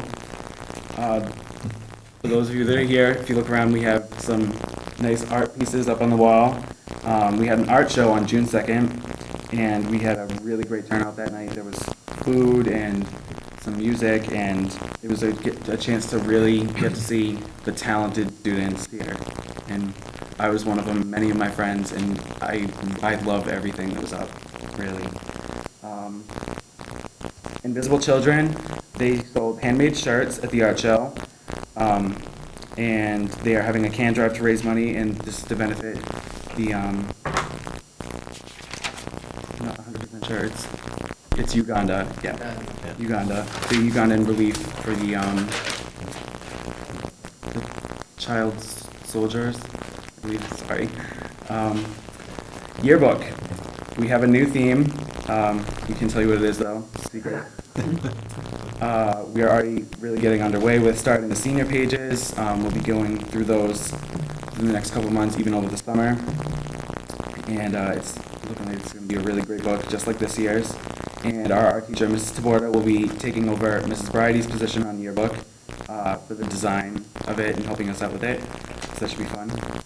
Our book club is selling tickets for a car wash to raise money sometime in the summer, I believe. And they are planning a book sale at Homecoming. So that's one of our new clubs, and looking like it's going to be good. The 84.org had their end of the year banquet at Oxford's on June 9th also. Because of us passing our pharmacy ban this year, which is a really great achievement for us, there is a possibility that there may not be funding from a grant next year, but we will continue to encourage a tobacco-free lifestyle throughout the schools. Cultural Enrichment is planning their April 2012 trip to Florence and Rome. That should be fun. I may be going on that. Final exams start tomorrow for all grades at the high school, unfortunately. Should be a fun week. And Will go last- quick. What? It will go quick. I hope. And the last day of school is June 20th, next Monday, and we will have short periods for the first half of the day, an award ceremony for grades 9 through 11, a cookout, and spree day until the end of the day. At 1:30. Very good. Nice job, Ryan. Thank you. Thank you very much. We appreciate it. And if you'd like to, you are dismissed. You can go. Thank you. ahead. I know it was a late night for you. We'll never keep you this late again. It's okay. Have her sign that, please. I actually made a mistake, because last meeting I was here with Nikki, it was at 7, I think. So I thought it was at 7 again. So that's why I was late, and I apologize for that. I'll make sure that you get my email. We started early. Thank you very much. That was Mr. Wells and Mr. Himmelberger that let Ryan down there. Okay, you don't have to take the fall for me. Good kid, huh? Thanks again. All right. Moving on, let's go to the school physician approval. Guess it's South County Pediatrics once again. Mr. Himmelberger? Thank you, Madam Chair. Yes, that's correct. This will be the third year that we are going to use the UMass Memorial Medical Group. It has been, and the price has stayed the same for the third year in a row.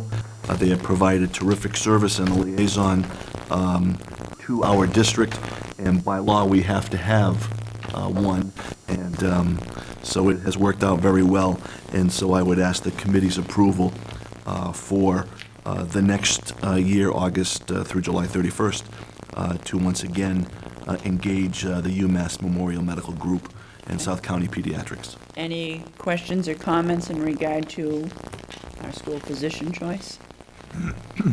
I'll entertain a motion to approve, please. Nobody wants to approve this? So moved? I'm sorry, I think we're all. Yes? Second? Second. Okay. It's getting late, guys. This is the problem. I'll call for the vote, please. Yes. Yes. Yes. No. Yes. 4 affirmative, 1 no. Our school physician is approved. Moving down, we're looking at our school committee calendar. You'll have a copy of that. We have one meeting posted in July. I'm going to keep it posted, but if we do not have any business before us, I will let you know and we will cancel that meeting. And then we also have a meeting in August. That one, I would say we will keep, unless it interferes with vacations and we don't have a quorum. We can change that. You can email me your vacations if you'd like, and I can work it. Does anyone have any questions or comments in regard to the school committee meeting calendar? Just Yeah. one. Sure. School starts, I believe, on the 29th. That's right. No, starts on the 29th for teachers? Wait a minute. Why do I have 2 different ones? Oh, I'm looking at the wrong year. Excuse me. Yes, 29th. Correct. Yes, you're right. Okay. So my only comment is to start, to have it later when it's closer, maybe the 22nd, closer to the start of school. Just to accommodate for vacations, that's all. That's fine with me. Pleasure of the committee. Change that date to the 22nd. It's okay? I disagree with that. I think there's enough, you've got a big gap, and if you're only going to have one in August and possibly nothing in July, there's a lot, you can't wait till the week or the day before school to have a meeting to start with. Personally, I don't agree. Okay. Is it a conflict for you, Sue? I'll be on vacation. That's okay. That's okay. Okay, all right. So that's why I was just As long as suggesting. we have a quorum, but that's fine, that's okay. Anybody else on vacation? Alan? I mean, Mr. Himmelberger, sorry. No, I'm on vacation the prior week, the 8th through the 12th, but I just wanted to remind the committee, the first day of school is, for this year, will be the 29th. Right. Right. That's what, That's what she was saying. Yep. That's what I said, yeah. Okay. All right, so we'll leave that as the 15th? Okay. I'm not going to ask for approval on this because it will fluctuate. I mean, you have the prerogative, Madam Chair, to adjust them, but I see your point. Let's see how it goes, all right? if we have July, you can change it to the If, yeah, 22nd, probably. actually, if we do have July, I could maybe change it. But if there's no business before the committee, I'm not going to hold the meeting.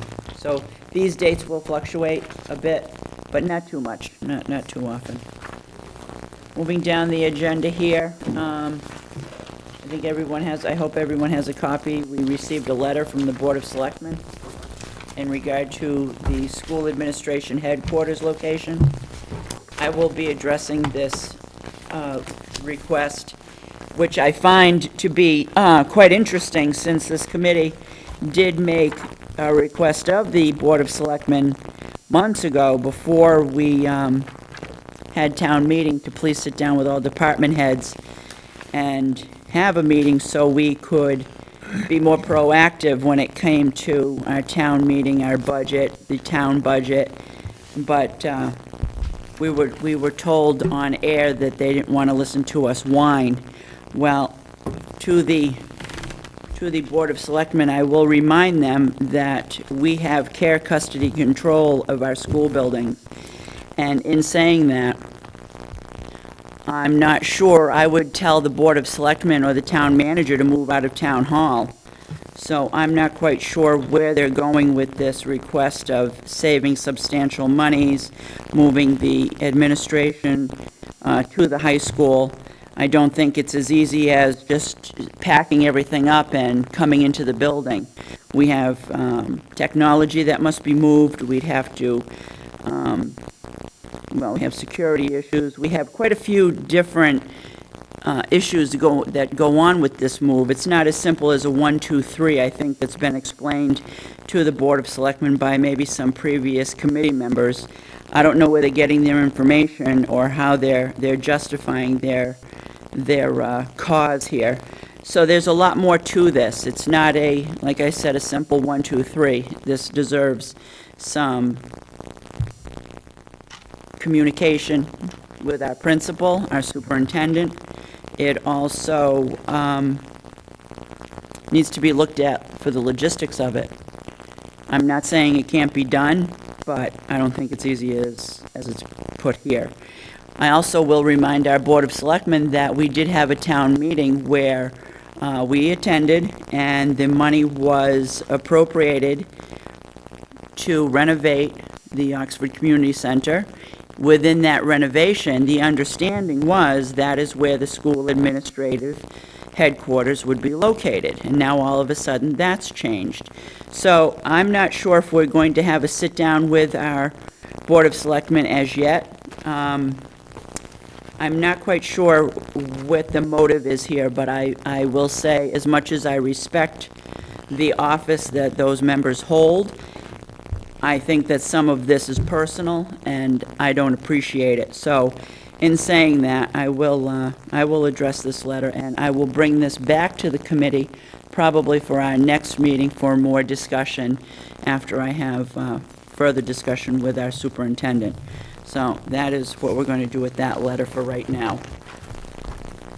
Let's see. Mr. Peterson, go ahead. I understand your frustration and such. I'm not going to say too much tonight, but if you're going to comprise a letter, I think it should be brought before the board before it gets Sure. sent to the Board of Selectmen, so we all know and see what's on there.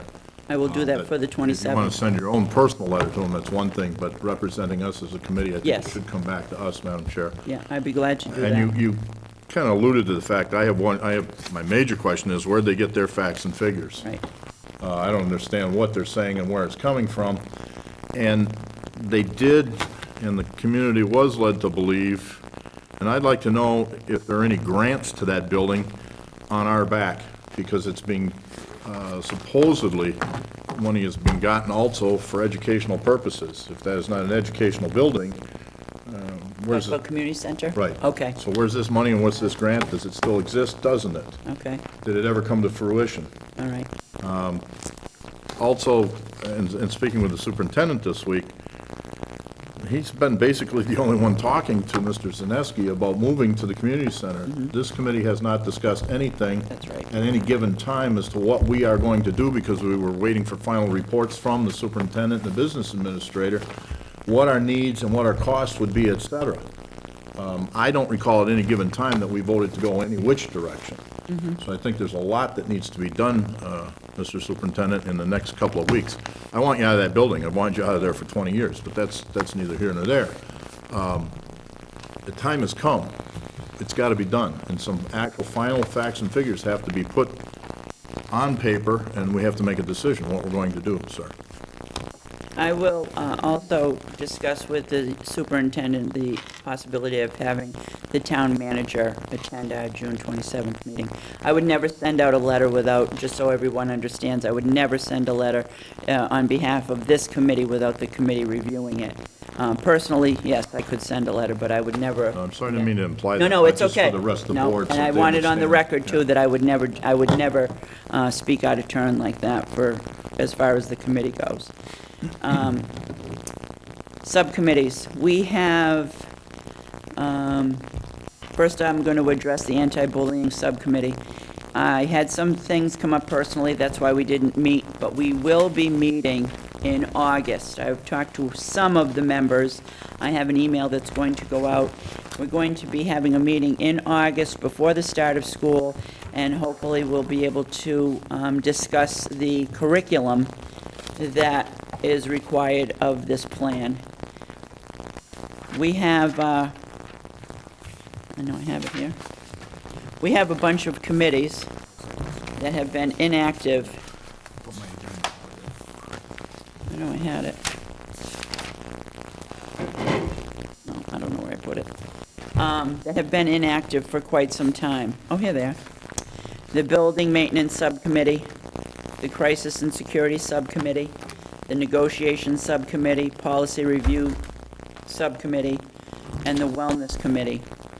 Mr. Peterson and I will now serve on the Negotiation Subcommittee. We're just at the end of one bargaining unit that has to be completed.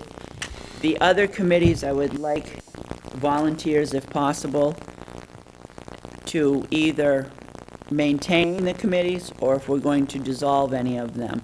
I think that most of them we still need. I know that the policy review is something that just isn't ongoing every year because you just need to keep reviewing that. So that is, Mrs. Coonan is on that committee right now. If anyone would like to join her on that, that would be great. There is a building maintenance subcommittee I was on with Mr. Spitz. We have not done anything with that committee for quite some time. There is a crisis and security subcommittee with Mrs. Coonan and Mr. Spitz. I'm not sure if Mrs. Coonan still wants to serve on that, but I know that there was a bit of progress made on that, but I think there's still more that has to go into that.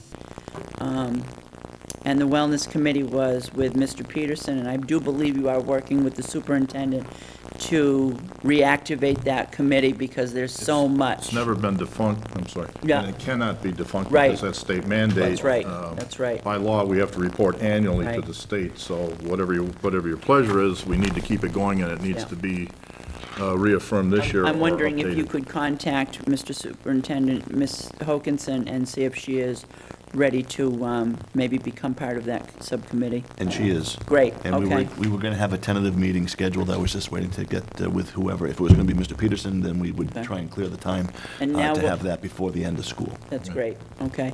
And the other thing that we need with this is we do need some parent and teacher involvement on these committees. So we're going to have to put in a call out for some of that. Only negotiations, there'll be no outside involvement except for Mr. Peterson and I. Yes, sir. The Wellness Committee, we do have a list. I guess it was just a matter of who was going to take over from Angie when she okay. retired. And I believe my understanding is that everybody on that committee was willing to continue Oh, to good. serve. Okay. I mean, we have teachers, We have some turnover, but we do have. right, but we do have pretty good a working a list. core that still is So we're there gonna- waiting to see where we're going after Mrs. Scalaro retired. Okay. If we could maybe put that list on the web in that subcommittee tab that we have on our website, that'd be good. Mr. Anderson? I was on the Buildings Needs Committee when that started. I will go back on that. Okay. I believe Mr. Coonan was on that committee also, wasn't he, Laura? Oh, yes, he was. I believe he was. Yeah, he was, yeah. We had quite a few on there. It was a rather large committee. It was pretty good, too. But we'll reach out to maybe some of the past members. I know Todd Hammond was on it, and yeah, there were a few other people. So we'll reach out to them to see if they're still interested. From a student representative, we have heard. Mr. Himmelberger, your report? Thank you, Madam Chair. I will be brief. Just had a couple of quick points to go over, but I also wanted to say that it seems like we all have been out every night over the last 3 or 4 weeks with the end of the year programming, and I've urged folks to follow on the website, on the school calendars. It has been terrific to celebrate the student achievement, and I thank everybody here for all of our nights out doing just that, from the awards banquet at the high school to the NJHS to the various concerts. It has been terrific. The NJROTC banquet. We all have gone out to many of these, and it's pretty impressive for a district our size to have this kind of caliber to celebrate. So that has been outstanding. I just wanted to make one handout that was given to you at the start. And as you know, the tornado really destroyed the town of Munson, and they made a plea to the MIAA for any sort of athletic equipment. Their programs have been decimated, the parks and recs, their fields, and so our athletic director, Mr. Dodorian, has some used equipment that we could part with very easily, and I told him that we would just need a surplus vote from the committee so that we could donate this material. It's really things that are beyond their useful life or at the end of their useful life, that rather than just disposing of them, we would at least like to forward them to Munson to see if they could get some use out of it. And I believe you have the list there, so I would ask the committee if they would be willing to do that, to designate those as surplus. I'll And entertain a motion to surplus. Thank you. Thank you. A call for the vote, please. Yes. Yes. Yes. Yes. Yes, thank you. I don't want to belabor this, but I've been down there 2-3 times. We have friends that have lost houses. My daughter had a couple teachers lose their houses. And you're finally able to get into the town of Munson. And they've been cleaning up for a week, but the devastation is unbelievable. But it's not just that. I would keep an open ear, too, because I was going to have that in my report, but Southbridge Middle School is collecting clothes and things, which I would gladly take, or can be delivered to my daughter at Mary Wells School for Southbridge and Charlton also. They're having their problems. There are families that have lost all of their belongings as well in those two communities. We just happen to hear about Munson and Brimfield more, but there are other communities involved, so if anybody wishes to, it can be donated there also. Thank you very much, Mr. Peterson. just had one quick item. Thank you very much to the committee. Received the MASC joint conference is going to be November 9th through the 12th, again in Hyannis. If folks could email Melissa if they plan on attending, as long as we register prior to July 15th, we get a substantial savings on the cost of that. It's $250 as opposed to $340 for the registration. It's a terrific event, so anyone that does want to attend, if we could do it before July 15th, we'll put it in. Thank you. Just put my name on top of that. I got mine, I forgot. Mr. Matthew? Just briefly, I would like the committee to look at the Educare price increases, the memo that was included in the packet. As discussed during the budget season, one of the ways that we were able to meet our budget from the town was to transfer all of the salary for the Educare director to the Educare accounts. And as a result, we need to increase the rates. The most dramatic increase would be the $1 per session before and after school daycare increase. which would basically be a $5 increase for the week if somebody were to attend all 5 days. The vacation weeks, we're okay with leaving the same. The field trips, we would like to increase from $25 a day to $30 a day. And the summer camp for summer of 2012 would go up by $2 to $27 per day. The rest of these would be effective immediately, other Yes. than the summer camp? Yes. Well, before and after school daycare Right. would go into effect with the next school year, Next school not year. for the next 4 days. When was the last time we've had an increase? I don't know exactly, but I think it's been at least 3 different fiscal years. Thank you. Mr. Peterson? I moved to support this because I did some comparative figures, and you won't get this by anywhere. No, you can't won't. get nursery school, daycare, early childhood before school. I've looked at 3 other towns in the existing, in fact, my grandkids go to Leicester before school, and you will not touch these prices even with a $1 increase, so I have no problem. I move to accept this. Second. Thank you. Call for the vote, please. Yes. Yes. Yes. Yes. Thank you. Skip over me. Thank you. You're welcome. Anything else, sir? No. Okay. Let's start with the committee members. Mr. Peterson? Well, I'll try to make it brief, but as Mr. Himmelberger alluded to, it's been a long couple of weeks. So I'm just going to list my wife and I attended many things. There are a couple because of scheduling conflicts internally here in our own system. It was impossible to get to NHS or NJHS, so I opted to go somewhere else where I know Mrs. Ennis, you went to NJHS, where Miss Molly you, was so we an were inductee. represented, it's just that we were all split. So in my attendance, I got to tell you, the Barton Memorial Day celebration for his first time doing it was exceptional. Mr. Himmelberger and I were there in the afternoon for the Memorial Day service. We attended graduation, the high school concert, NJROTC banquet, the sports banquet, and I'm sure I'm going to leave something out. But every one of them this year was, again, a class act, whoever did what. And at the sports banquet, they flew for the first time the new banner. It's attached to the wall. If you get time to go into the high school, go look at it. They had money and it was donated. They now have a track banner up there for That's right. for track records, as well as your basketball, football, your state and district champs. They now have the record holders on a banner for the track and field. There are some that were left out. It has to be changed, and little adjustments have to be made, but it's there. I'll leave it pretty much there, but I would like to, and I don't normally do this, but I would like to take a personal minute, if you would let me, Mrs. Ennis. I appreciate the past week. We've had a tough week. As you alluded to, my father-in-law passed away, but I thank you for everyone for their prayers, thoughts, cards, and condolences over the past week. So it's been hard to attend a few things because of this, but the gentleman did give 40 years of service to the community, and I do appreciate it. Thank you. He was an outstanding doctor. Very fortunate, Mark, to have him as part of your family. I'll let that go for tonight. Thank you. Sure, thank you. Mr. Anderson? Already? Hi.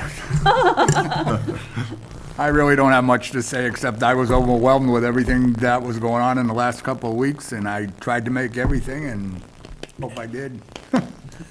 It's a lot. Mrs. Ravelli? I think I've said enough this evening. Thank you.